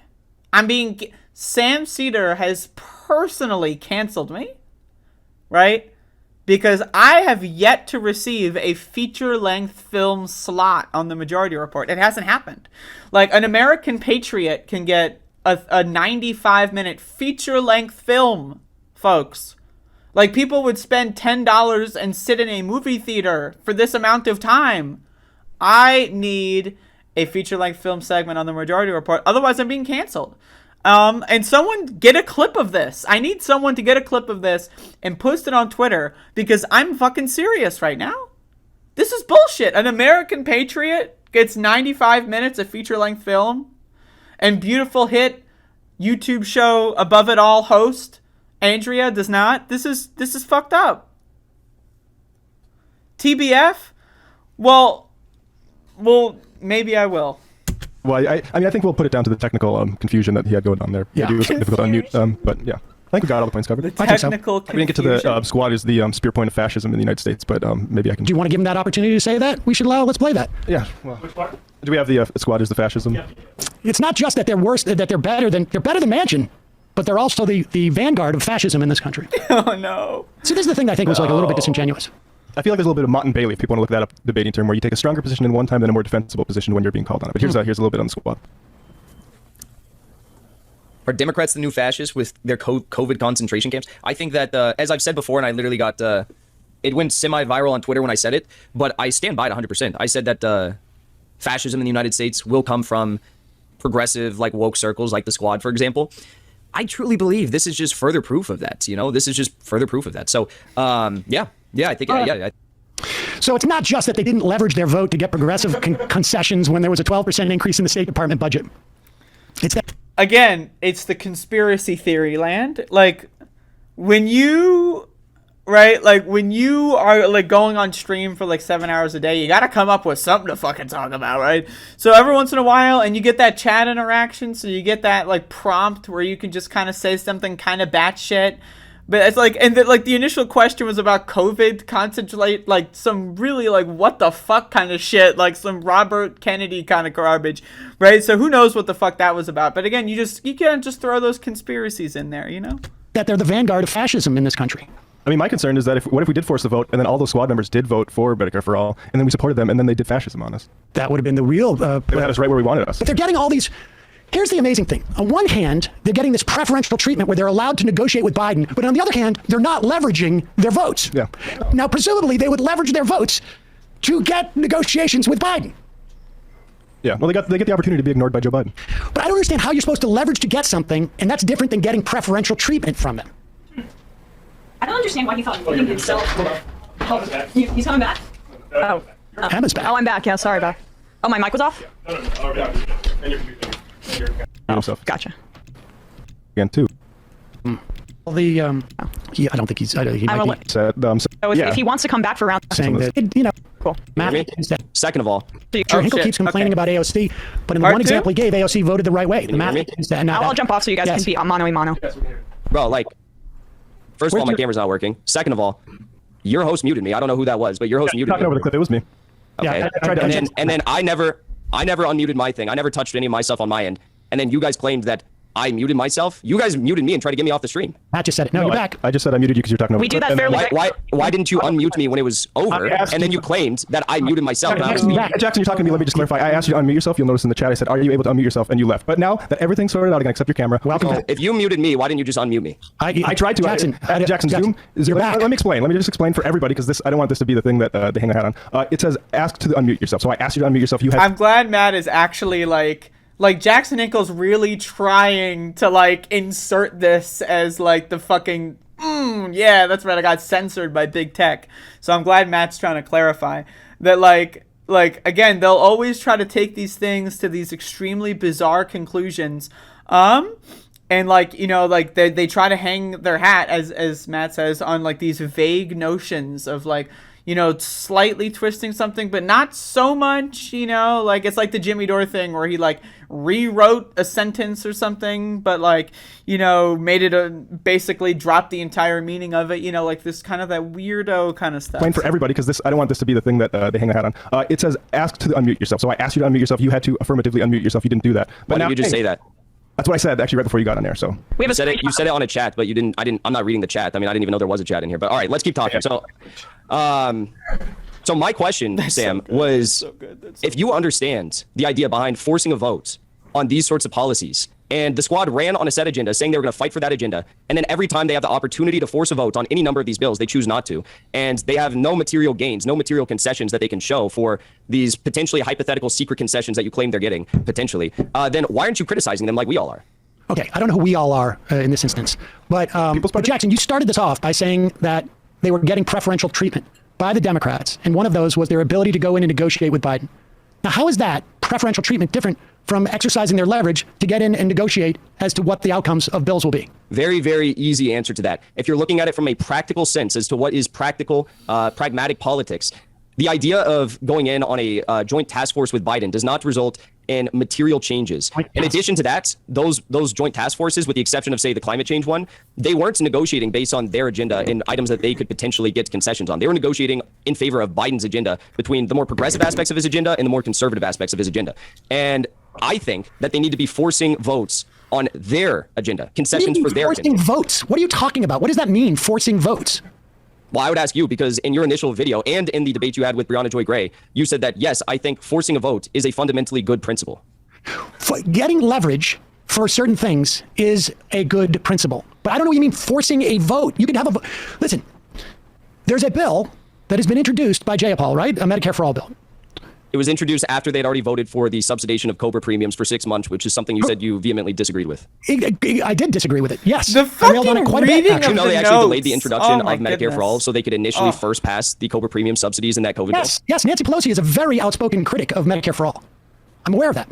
That's why I've criticized Nancy Pelosi for that as well. So if you think that maybe Jayapal- Medicare for All no, is wait a not the second. best Let me ask, finish. Do I think that putting a vote for Medicare for all on the floor is not the best ask? Correct.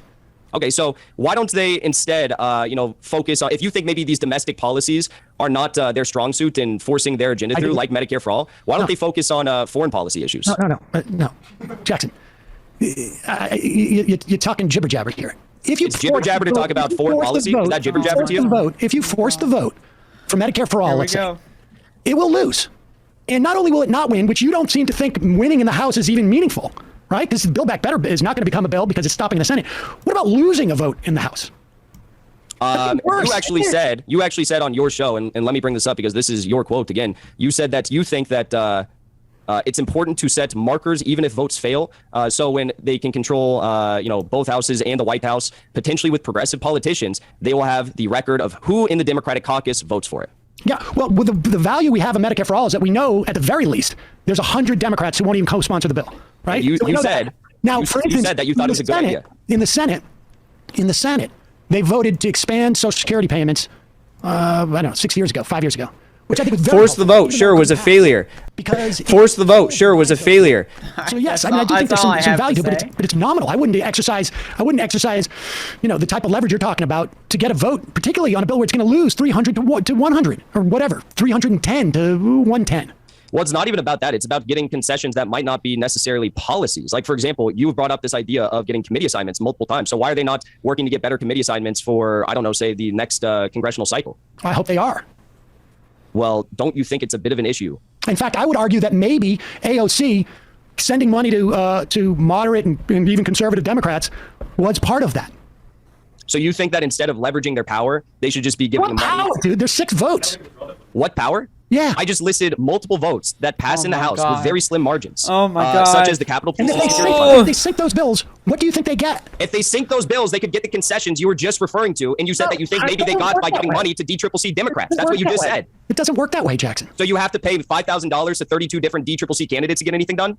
I mean, it greases the wheels. Yeah. It greases the wheels. So what if I told you instead of playing softball politics and greasing the wheels, which is all, don't interrupt me. What You've does that interrupted me mean? so many times, Sam. I don't You've care. interrupted me Don't cry so about many it. You're times throughout parents. this entire debate. Listen, I don't care. You've interrupted me so many I don't times. care. I've let you talk. Now I let me don't talk. care. What if I told you instead of keep saying greasing? things that don't mean anything? Softball Yeah. politics. What does that mean? What What is- does thank softball you, politics thank mean? Let me you. be specific. Softball Please. politics is giving $160,000 to DCCC Democrats when she said she was not going to do it. Please don't interrupt me. Hardball politics would be, say, blocking the State Department and USAID 12% funding increase or blocking the Capitol Police and Security funding increase. And what happens after you vote no on that? You vote no on it and you block the bill from passing. And because these are things that the Democratic establishment really wants passed, you get concessions to vote for those policies. That's hardball What politics. policies? What are you talking about? What vote for what policies? Votes for, no, I said getting concessions. And when I say voting for You're going to policies, retaliate against her? no, I'm saying getting concessions to vote for the policies that they voted for without any concessions, like the increase in Capitol Police and security funding. But or what the would State you do? Department What would you increase. change in that Capitol Police funding that you think that they should have changed in that bill? Well, I don't think that we should have given an increase in Capitol Police and security But you funding. think they should But vote Sam, no Sam, against Sam, here's the part you're missing. It's not about necessarily what they could change in that bill. It's about blocking that bill until they get a concession for something that substantively benefits the agenda they are fighting for. What is this something that you're talking about? You've listed numerous examples on your show because you said Medicare for all is not a good ask. So what if we I did? can't with this. I really can't. Like Jackson Hinkle really, he can't even lie. He can't come up with a lie. This is how far gone he can't come up with anything. He's just repeating the same vague words, and Sam's just trying to pin him on something, and he can't figure it out. This, that, or the other. There's a whole host of things. Why I'm do not a you- member of Congress. But I don't understand. I'm not a member of You Congress. know how it works, Jackson. But you can't even articulate one thing that they're supposed to be asking for. $15 minimum wage. Okay. I have it on 1.5x speed, by the way. Better committee assignments. Wait Better a second. committee assignments. I'm not going to Better vote. committee assignments. Okay, the committee assignments come out at the beginning of the year, and we'll find out about that. Don't you think that they would say when they're receiving all the criticism, In the we next need to increase the Wait, Capitol let Police me and walk through security this. because we got this I'm in voting return? against it. You want my Don't you vote. think You want my that- vote, Nancy Pelosi. I would just like to for the State remind Department everyone, increase by 12%. real quick, And I'm going to withhold that I would vote. like to remind everyone that I currently, as of this moment in time, am being censored and canceled by the Majority Report because I have yet to receive a 95-minute feature-length film slot on the Majority Report channel. I am not an American patriot, but if I have to lie about being an American patriot to get on the Majority Report for 95 minutes. That's a feature-length film, folks. That is a feature-length film. You could put that shit on Netflix, man. The fact that that hasn't happened yet, it means I'm being censored. I'm being canceled. And so we need to get a hashtag. Something needs to happen. So just throwing that out there. Unless we have a vote on Medicare for all, and the 100 people who are against it vote for it. And you said that was a good idea at the time. No, Jackson, I'm asking you. Do you still not believe it's a good idea? Because at the time you said it was a good idea. I very quickly said it wasn't a good idea. So very quickly after that video. So you said that it was a good idea. You said then very quickly I changed my mind and I thought it was a bad idea. Now you cited your reasoning for this because you said you thought it was a part of a Jimmy Dore effort to hate on the squad. That's what you said. I've seen it multiple times. The question is, you still support the fundamental strategy of forcing the vote, right? What are you talking about? Force a vote? No, I do not sell. The idea of forcing a vote on something is stupid. Yeah, the problem was with force a vote. Made all about a vote. Shut up. I'm debating Sam. So you don't think that progressives? Don't say shut up.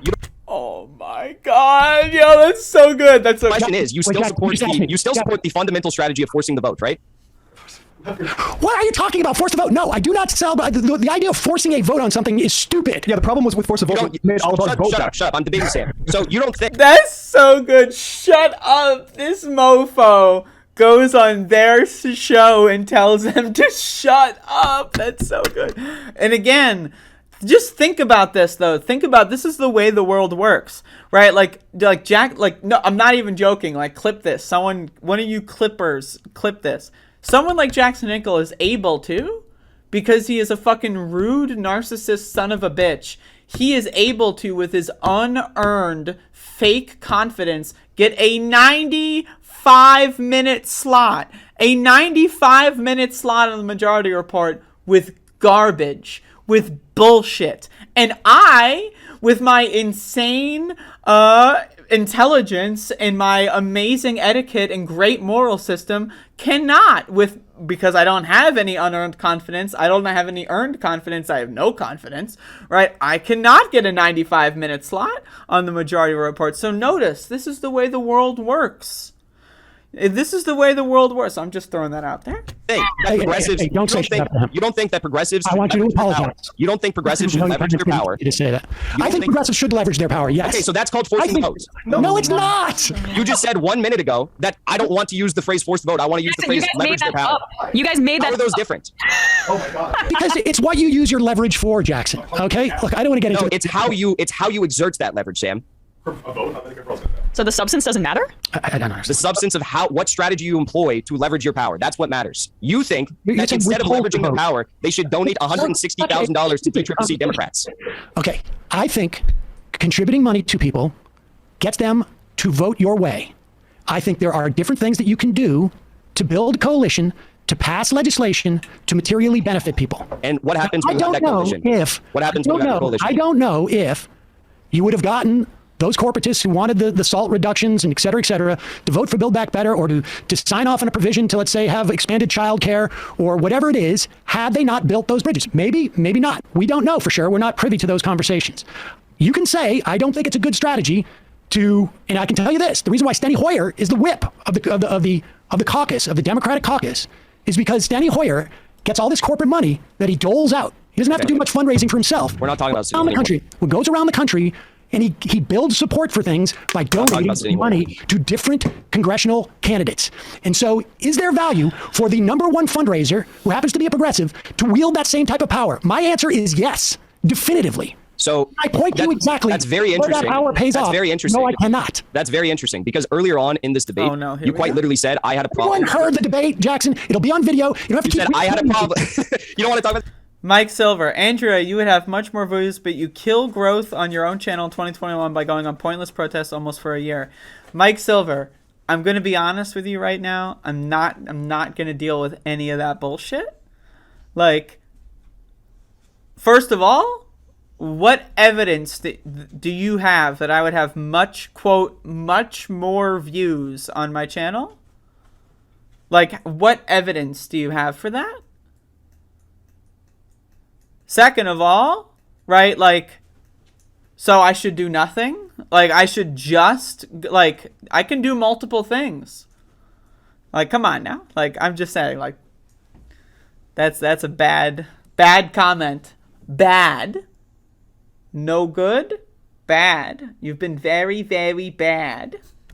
You said I had a problem with AOC donating $160,000 to DCCC Democrats when she said that she wasn't going to. So my question is, you just said a moment ago. I had that problem, Jackson. You just said a moment ago. You just said a moment ago that the squad. Whatever. You just said a moment ago that You can look at the video, Jackson. Okay, I would love to. You just said a moment ago that there is the potential for factions to form in Congress, and those factions can leverage their power. Did you not?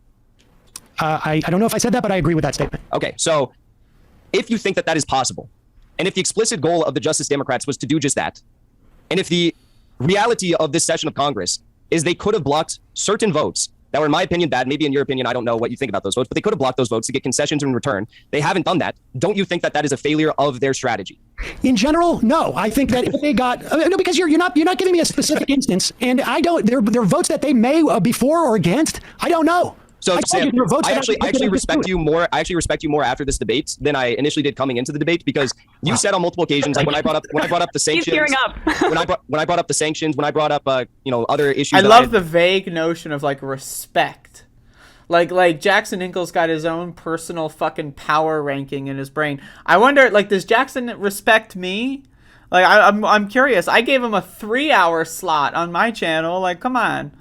Again, I want to remind everyone that the Majority Report has canceled me because I have not gotten a feature-length film slot on their channel. That is a crime. That is against the First Amendment to the U.S. Constitution, and that's a crime. So I just wanted to point that out.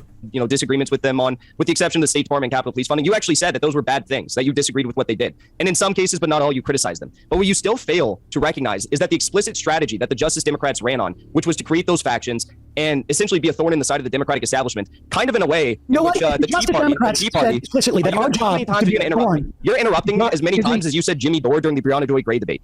I was done. So they were to be a thorn in the side of the Democratic establishment, and they have not done that. On being a thorn in the side of.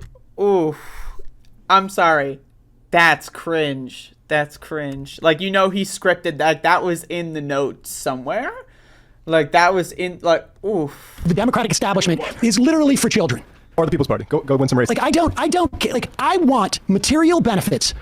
Though at the end of your Haxon debate, you did tell us all that you weren't listening to him the whole time because he was boring. Well, yeah, I was high as fuck, right? So I was like, when he goes off on these like 6-minute long things, like I was just like in and out, like, like I was experiencing like short-term memory loss, right? So it's like, 1 minute he's talking about like something about Syria, the next minute he's talking about like fucking, John Deere, the next minute he's talking about fucking like PMC, like Karl Marx, or like bro, what the fuck are you on about? Like I'm like it was very fascinating.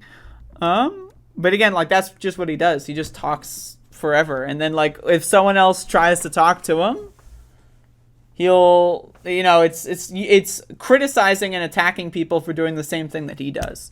For people. And if that means that they stroke the Democratic establishment or they are thorn in it, I don't care about that. That's for children. That's what not for children. It's not for children. I don't care about the establishment. Mommy, daddy, this. Who cares? By not being a thorn in the side of the establishment, they actually hurt themselves. Because by donating, yes, they did. By donating to the DCCC candidates who were going to be challenged by progressive primary candidates, they have essentially ruled out the odds of those progressive primary candidates challenging the DCCC candidates in this next election cycle.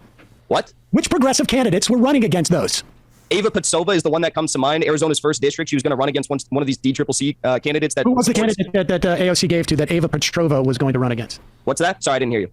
Who was the candidate that AOC gave money to that Ava Petrova was going to run against? And what was Petrova's chance of winning? The candidate that she gave money to was whoever represents the first district. It's Tom O'Halloran. He's a corporate Democrat. Ava Patsova she ran against him in I believe she ran against him in 2020, and then she was going to run against him again. She did very well. She didn't even have, I believe, she didn't even have Justice Democrats backing at that time. But the question is, why is AOC... AOC gave money to a candidate that Justice Democrats are running against?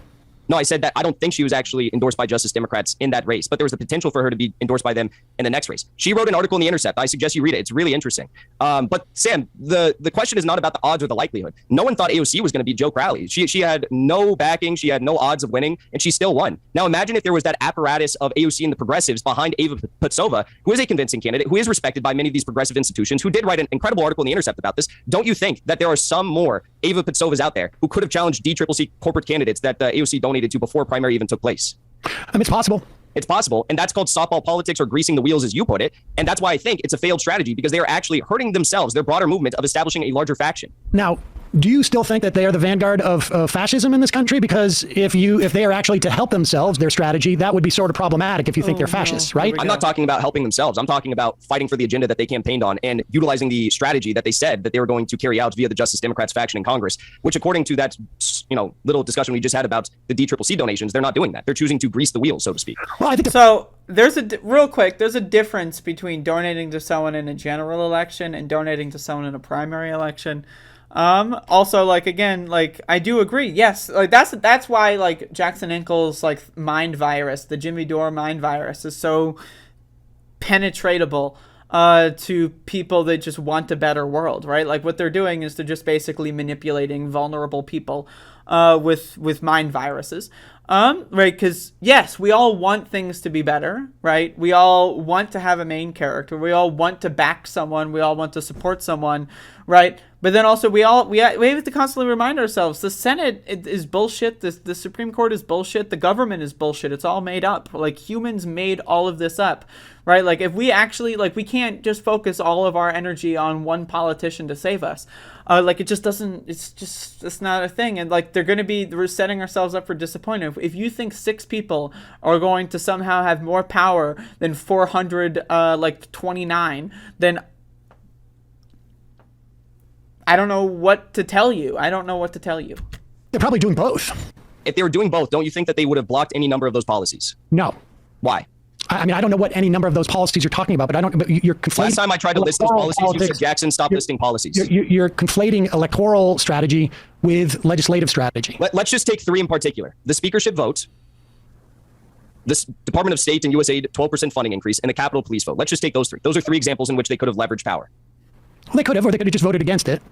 Or they could have just voted against it. Yeah, I mean, there's more that I have here. I have 18 listed. And each one, like, so for instance, for the speakership, I love how he admits to just having, like, notes there. Like, he just admits to it there. Also, I'm going to turn this up to 175, folks. We're going in. They have felt like, well, okay, we did not vote, but ultimately we're going to have to. I mean, you just said yourself, the precedent was that they take 12 votes and that they end up going to land on Pelosi. So if Pelosi knows that, if you're right, and there's no other option as to who's going to be speaker, then what? Well, what if I told you that there potentially could have been other options? You could vote for anyone. They could have voted for Barbara Lee if they wanted to. I mean, John Boehner served... Seth, I talked to this dumb motherfucker for like 3 goddamn hours, man. Like, it was fucking incredible. Like, this guy just doesn't shut the fuck up. And he has like a book he wrote. And, like, instead of just publishing the goddamn book, he, like, reads from it in every debate he has online. Every time he ever talks to another human being, he, like, non-consensually reads them passages of his, like, fucking latest fucking novel. And it's just like, what the fuck is this guy talking about? Honestly, what the fuck? Also, Mike Silver, on that note, I can agree that, yes, in a lot of ways, they are pointless. It's less about, like, you have to understand managing expectations, right? Like, I am not the main character of anything. I have no, so it's like, I am there to support. I am there to do a part of something. I do not control, like, I'm not going to make a unilateral decision. This is pointless, therefore I stop caring about it. Because I care about it all the time.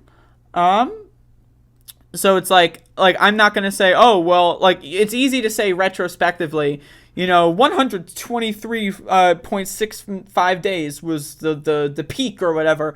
Retrospectively, yes, you can make those analyses. At the time, I'm not going to go like, well, I'm less interested now. So I'm just, I just want to clear that up. Like, you can make an analysis, that's one thing, but being actively engaged in something versus talking about it retroactively from across the planet. Like, let's be honest here. Like, we're having different conversations. Speaker 2011 to 2015, he got more, Republicans elected since 10 years since 1928, and he had popular support until the Tea Party came along, and they forced him out. He had to retire before he even did another speakership election because he knew he was going to lose. So why would the squad not have done something like that? Who was the other candidate? Barbara Lee didn't want to run. Barbara, anyone could have run. It doesn't matter. Anyone could have run. They didn't. Why didn't they? I don't know, but they didn't. There was no other person to vote for. So after 12 votes in your scenario, yes, Nancy Pelosi knows she's going to get elected. No, because Sam, if you don't think that at a time when 75% of Americans wanted Nancy Pelosi to step down as speaker, she has record low approval rating, that people are not going to coalesce around a movement to get a new speaker, then you're delusional, because that is what would have happened. And So in the fantasy world, Jackson Hinkle's fantasy world, the whole, okay, so let's so voting for Bernie in the primary, nah, that's too much work. Campaigning for Bernie in the primary, nah, too much work.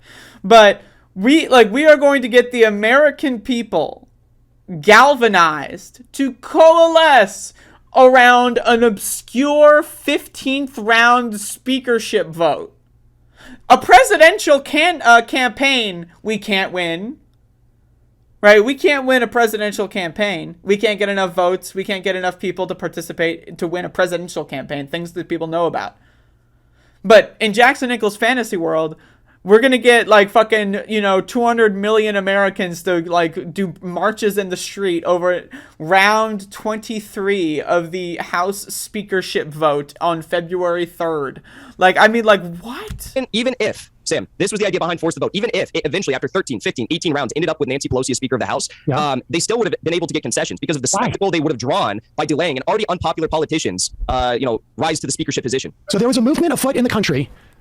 Also, rise to the speaker. She was there by default. She's been the leader for almost 20 years or something. She didn't rise. It's not like she went in 2018. She was speaker in during the last Trump term, during the last Trump whatever cycle. I don't care. So she didn't rise to speak. She already was presumably by Democrats, to get a different Speaker of the House other than Nancy Pelosi. That's what you're telling me.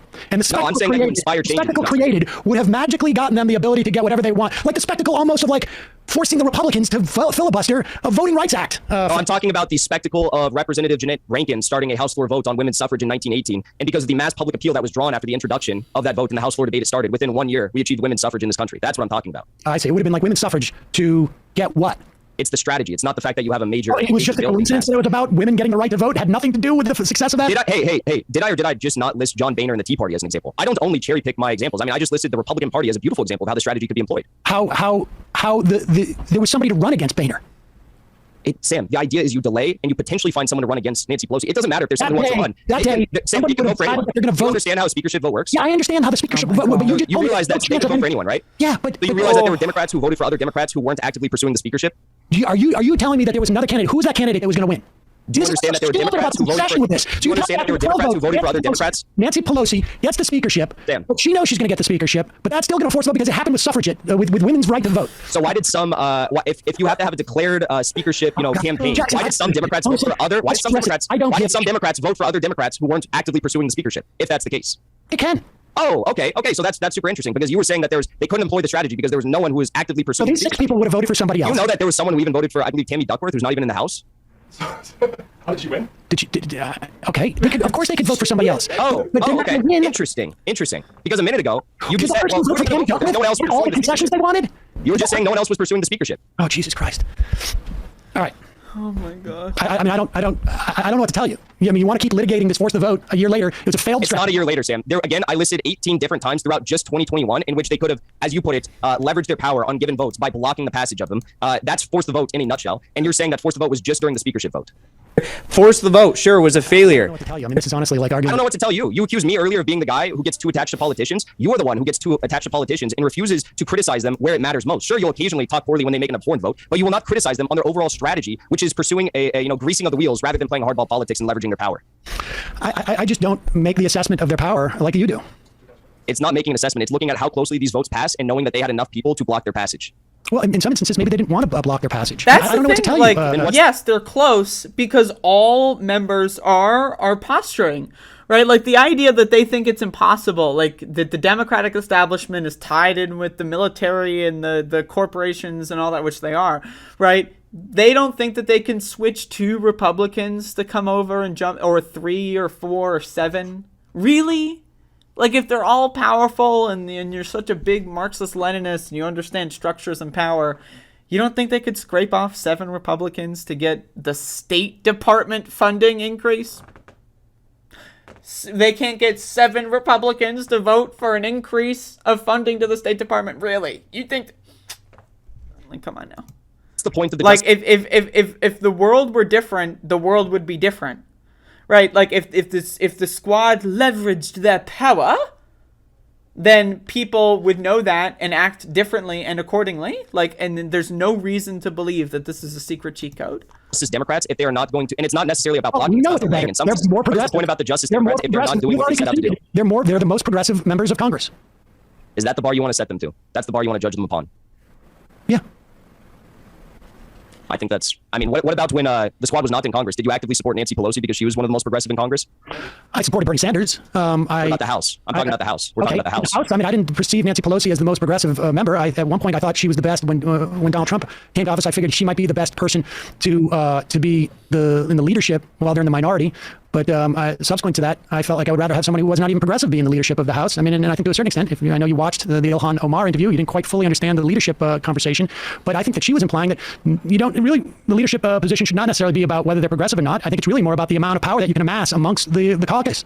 So Sam, when you talk about power in the caucus, sophomore members of Congress, 6 members of Congress just don't have that kind of power. So when you talk about the Freedom Caucus, have that type of power. People getting rid of Boehner, you're talking about have that type of power, Sam. who were secret members of this caucus, and we just don't have that kind of power yet. First of all, the Republican majority at the time was much bigger than what we see today, and the squad has multiple opportunities, 18 again that I've listed, in which there was must-pass bills or near must-pass bills, in which the vote was so slim. What is a must-pass bill in your estimation? A must-pass bill is something that either must pass to continue with the session of Congress, such as a adoption of House rules, speakership, House vote, or the near must-pass bills that I was referring to are things that are a top priority of the Biden administration to pass to solidify his legacy. I mean, the must-pass bills would be something like a debt ceiling or something to that. Sure. Avoiding government shutdowns. Yeah. Yeah. There's been probably, I'd say, 6 or 7 of those. Okay, now, and your argument is that if they inhibited the passage of this bill, they'd be able to get stuff each time. Yes, that's how politics works in Congress. This is what Republicans and Democrats have done for years. This is how it works. So in other words, like when, I don't know, like Lynn Cheney, for instance. Liz Cheney, sorry. Like when she bucks them and they reward her, is that it? She gets stuff from the Republican Party? I think it's a little bit of a difference makeup with Liz Cheney in the Republican Party. I'm just worried. You're telling us exactly how. You're speaking vaguely. You're speaking vaguely. I'm talking about specific. Oh votes my that they God! Now Sam You're speaking is about bucking the GOP vaguely. establishment Right. on maybe a talking point, or maybe impeachment. Are you referring to? I don't know what you're referring to. Yeah, impeachment, January 6th commission. Well, the difference is Liz Cheney doesn't. In some cases, she has been able to whip even Democrats to block, some of the MAGA agenda, such as when Trump wanted to remove troops from. He wanted to do a partial removal of troops from Germany and Afghanistan. She whipped together even one of my own former congresspeople, Mike Levin from California's 49th district, to vote in unison with a plurality, I guess, of Republicans on that measure to block Trump, and it succeeded. But the difference between Liz Cheney and the squad or the Justice Democrats, whatever, is that the Justice Democrats have a set ideology. They campaign to form a faction and essentially leverage their power to carry out, their agenda or to get concessions that flow in line with their agenda. So my problem is they're not doing this, and the votes that they are passing are votes that I, entirely disagree with, such as those sanctions I mentioned, such as Capitol Police funding, the Israel Iron Dome vote. Yeah, no, Iron Dome vote is not one of those because that passed by such overwhelming margins. And you wanted to debate me on this because you want me to have the same agenda that you have. No, I want you to hold the squad to what they said they were going to do and what they said they were going to fight for. Here's I am curious. Like, what is your preferred method of holding the squad accountable when they continue to not fight for their agenda by pursuing the strategy of leveraging their power? If it makes sense to primary them, I would primary them. But I don't think it's worth the deployment of resources personally to primary the most progressive members of Congress. Okay, so at what point do you maybe begin to think that instead of continuing to operate within the confines of the Democratic Party and primarying more people and ending up with the same results, this is something else? What we should have had a debate about, Jackson, and I was trying to get to, because really, if you think that the progressive Democrats in Congress are the vanguard of fascism, if you think that they are worthless, then you think the entire Democratic Party is worthless, and what you're really coming on to argue is that we should be supporting a third party. No, when I came on to argue is the fact that the only time that you defend the squad nowadays is when you make videos about Jimmy Dore, and you know that those are the only videos that get you views. You make these videos about Jimmy Dore, at times attacking the squad, and you defend the squad, and then the only reason why you do this, though, I think, is because you want to do a hit piece on Jimmy Dore, and even though your channel has over 1 million subscribers, your only videos that get views are ones about Jimmy Dore and when you defend the squad and so on and so forth. So I mean, there's obviously like there's so much bullshit here, but I just love how he is accusing Sam Seder of doing things for views. I mean, let's be honest here, folks. Like, let's be honest. Have you ever seen the Sam Seder show? Like, a lot of the shows are like long form interviews about very niche things that no one's interested in, right? So like, if he's gonna do things for views, maybe he would, instead of producing like, 80% of his content that's like very long form niche content, right? Like maybe if his goal was views, like I don't know, it's like just a contradictory insult. Like it doesn't mean anything. Like at the same time he's doing this video for views, at the same time that those are the only videos that get views, which means so he's doing it for views, but he's not doing it for views because the other videos have like it's what? In other words, you wanted to come on and debate about. Sam holds a major stake in YouTube, as do the Young Turks. That's why I am invested. No, I don't get views. I mean, so I don't know why you say I have a stake. You get a lot of views. I just said though, you get a lot of views on the videos in which you go after Jimmy Dore for criticizing the squad. Well, we should probably do more Jimmy Dore videos. But but that aside, is that what you want to come on to debate? That you don't like the idea that I'm doing Jimmy Dore videos? Sam, I don't know how many times I have to say what I came on to debate. You refused to actually hold the squad accountable. And you said maybe at one point, I am going to support primarying them, but I don't think that's the best, way to leverage our power and resources.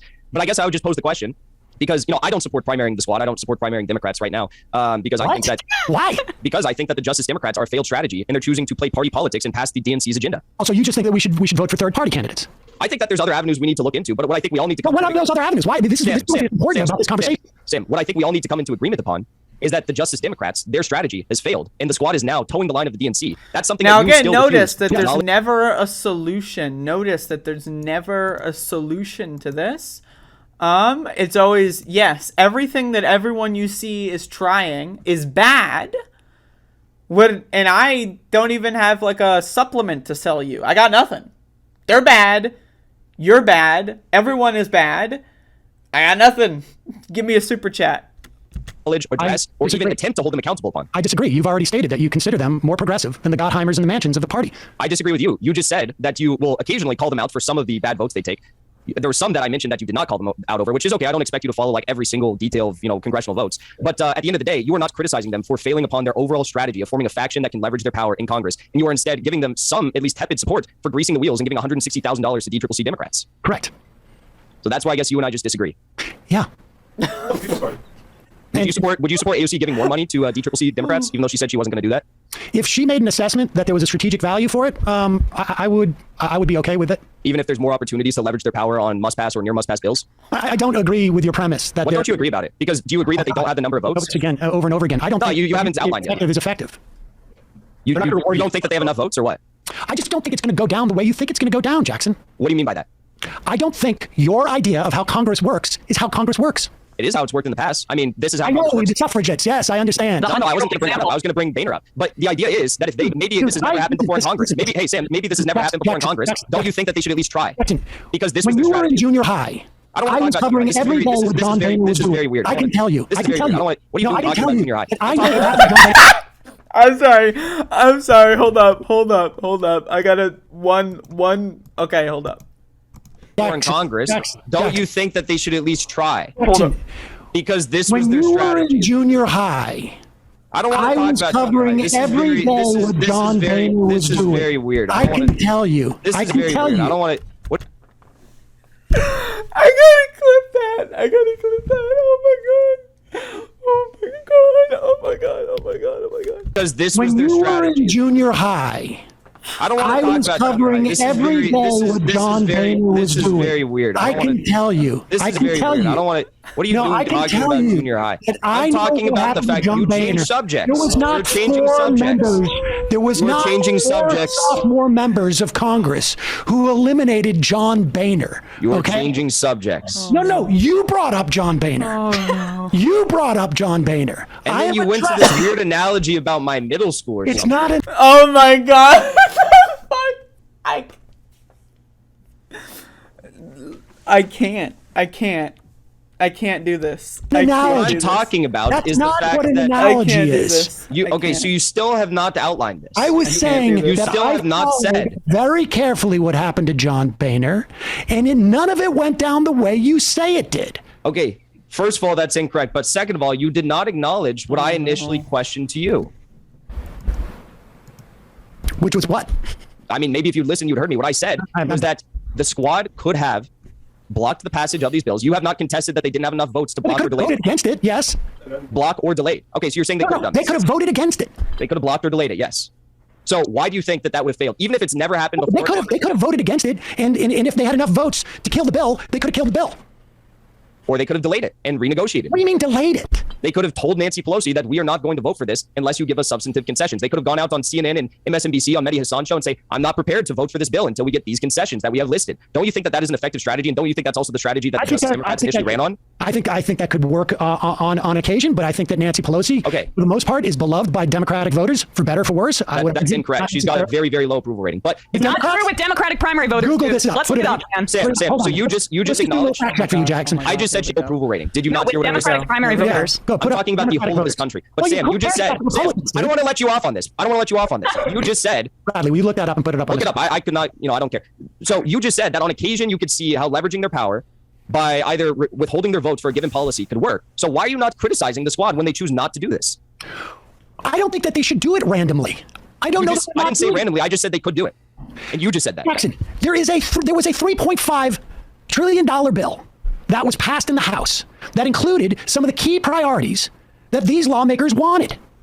And you're suggesting they're not leveraging their vote because it didn't pass in the Senate. No, I'm saying because they are voting for bills that did pass in the House and in the Senate and were signed into law, and they're not withholding their support for those bills, like Capitol Police funding, like State Department funding, the House Speaker's What is the value of them voting against Capitol Police funding relative to getting pre-K for people? You just said it. You just said. They got the pre-K. You just said that Sam, you just said that the value in it, this is your words, that the value in it is that, yes, I could see that sometimes working. You said that.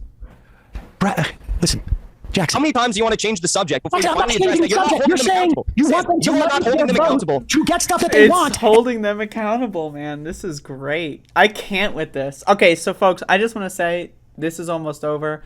I paused it a lot. But this is almost over.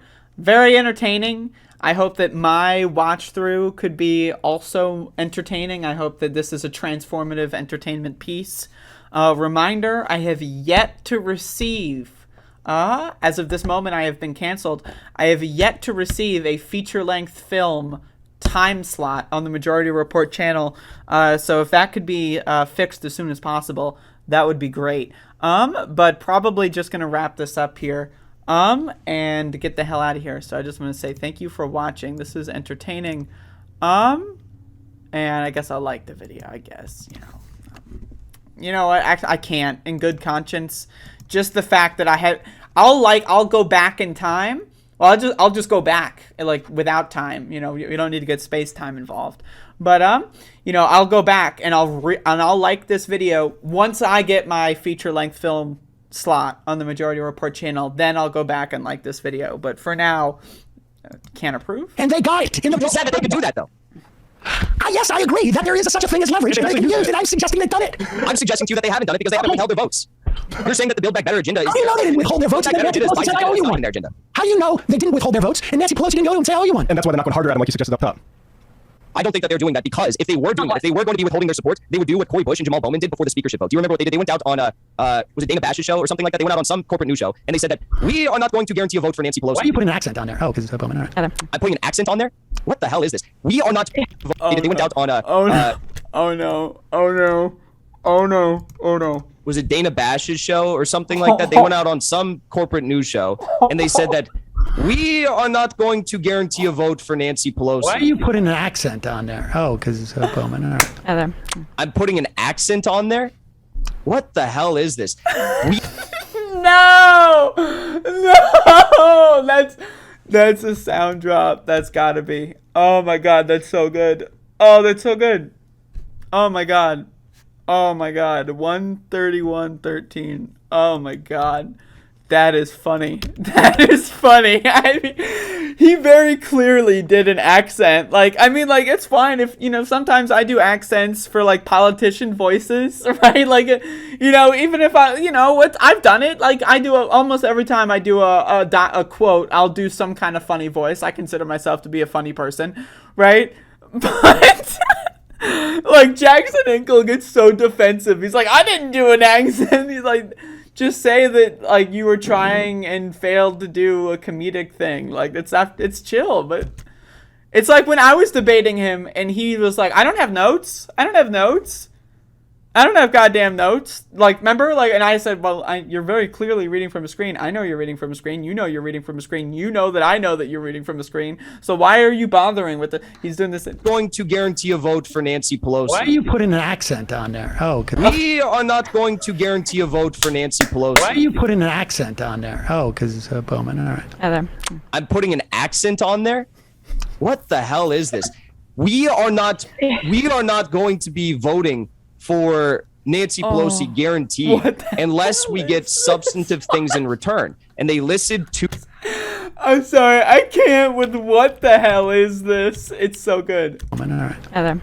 I'm putting an accent on there? What the hell is this? I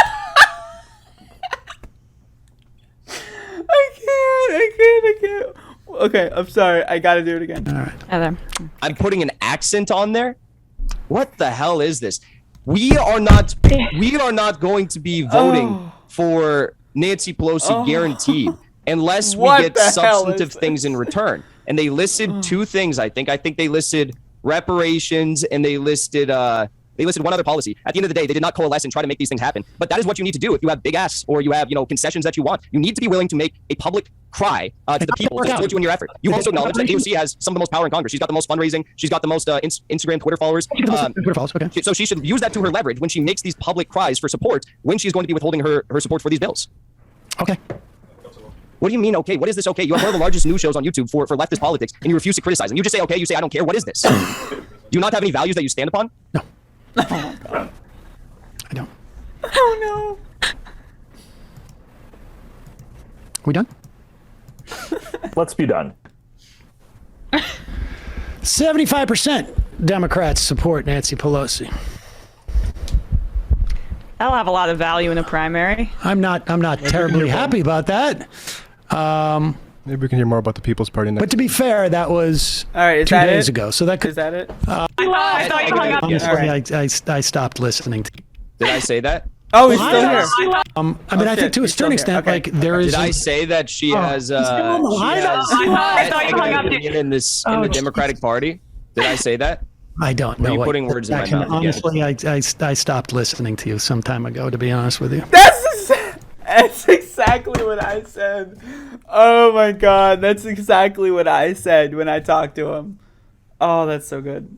That's so good. That's so good. But I appreciate. Maybe, hey Sam, last words here. Sure. Maybe listening to the people who used to be your viewers and used to be your fans like me should be something that you do in the future. Thank you for having me on the show. I appreciate the conversation. What? Like, that's true though. I will agree with Jackson Hinkle. Listen to your viewers and your fans, including me. I want hashtag. Someone get a hashtag for this. I want a feature-length film on the Majority Report. I agree with Jackson Hinkle. Force the film. I don't know. You're still a viewer, Jackson. As far as I can tell. What's that? Not only are you still a viewer, but you actually show it to the people who watch your show. Oh my God, that's so. So I I'm not a appreciate. fan of you anymore, though. That's the difference. No, Jesus, I'm my heart. sorry about that. His heart's broken. That's just from what, a week? Thank you, though. I appreciate you coming on, Jackson. I'm sorry. All right. I'm I'll see you guys. accountable. You never responded to the fascism thing. Never ever. Or the All fact right, that he folks. thought. Thank you for watching. Reminder, I only do these things if I find them entertaining. A lot of people want me to watch the Jordan Peterson, Joe Rogan thing. Is that even on YouTube? Can I watch that? I don't even know how to even watch that. But sometimes when I do these long form debate reviews, man, I just feel like I want to jump off a goddamn cliff. I really like, cause it's all bullshit. It's all bullshit. Like, again, I'm gonna be honest. Like, why hasn't the Majority Report have had like, anyone like 90 minutes? I mean, if I had 1 million YouTube subscribers, I mean, like, I'm just saying, like, a half serious criticism here.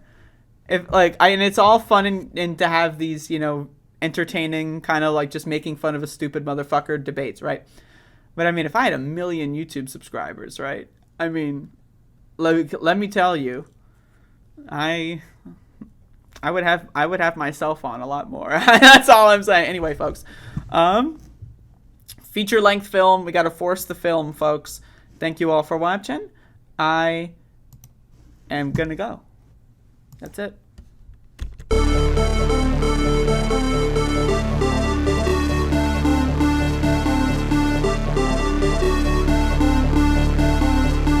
Force the vote, sure, was a failure.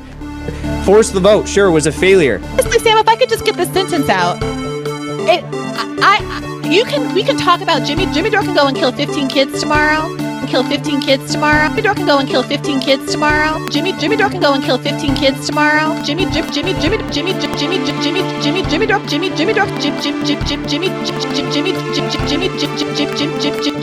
can go and kill 15 kids tomorrow. And I still believe in force the vote. Force the vote, sure, was a failure. Sure, was a failure. Sure, was a failure. Force the vote, sure, was a failure. Force the vote, failure, failure, failure, failure, failure, failure, failure. And then they have cans of soup. Soup. And they throw the cans of soup. That's better than a brick because you can't throw a brick, it's too heavy. But a can of soup, you can really put some power into that, right? And then when they get caught, they say, no, this is soup for my family. They're so innocent. This is soup for my family. It's incredible. And you have people coming over with bags of soup, big bags of soup, and they lay it on the ground, and the anarchists take it and they start throwing it at our cops, at our police. And if it hits you, that's worse than a brick because it's got force. It's the perfect size. It's like made perfect. And when they get caught, they say, no, this is just soup for my family. And then the media says, this is just soup. These people are very, very innocent. They're innocent people.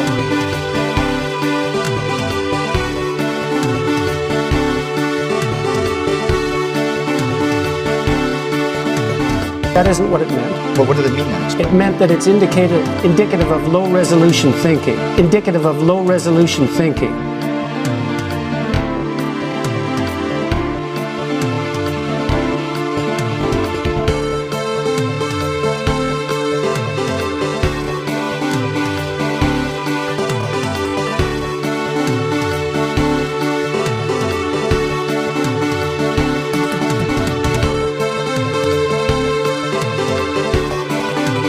Early in the morning, they went to the table with the black robe, the black shield, and they pulled out the votes. Those votes.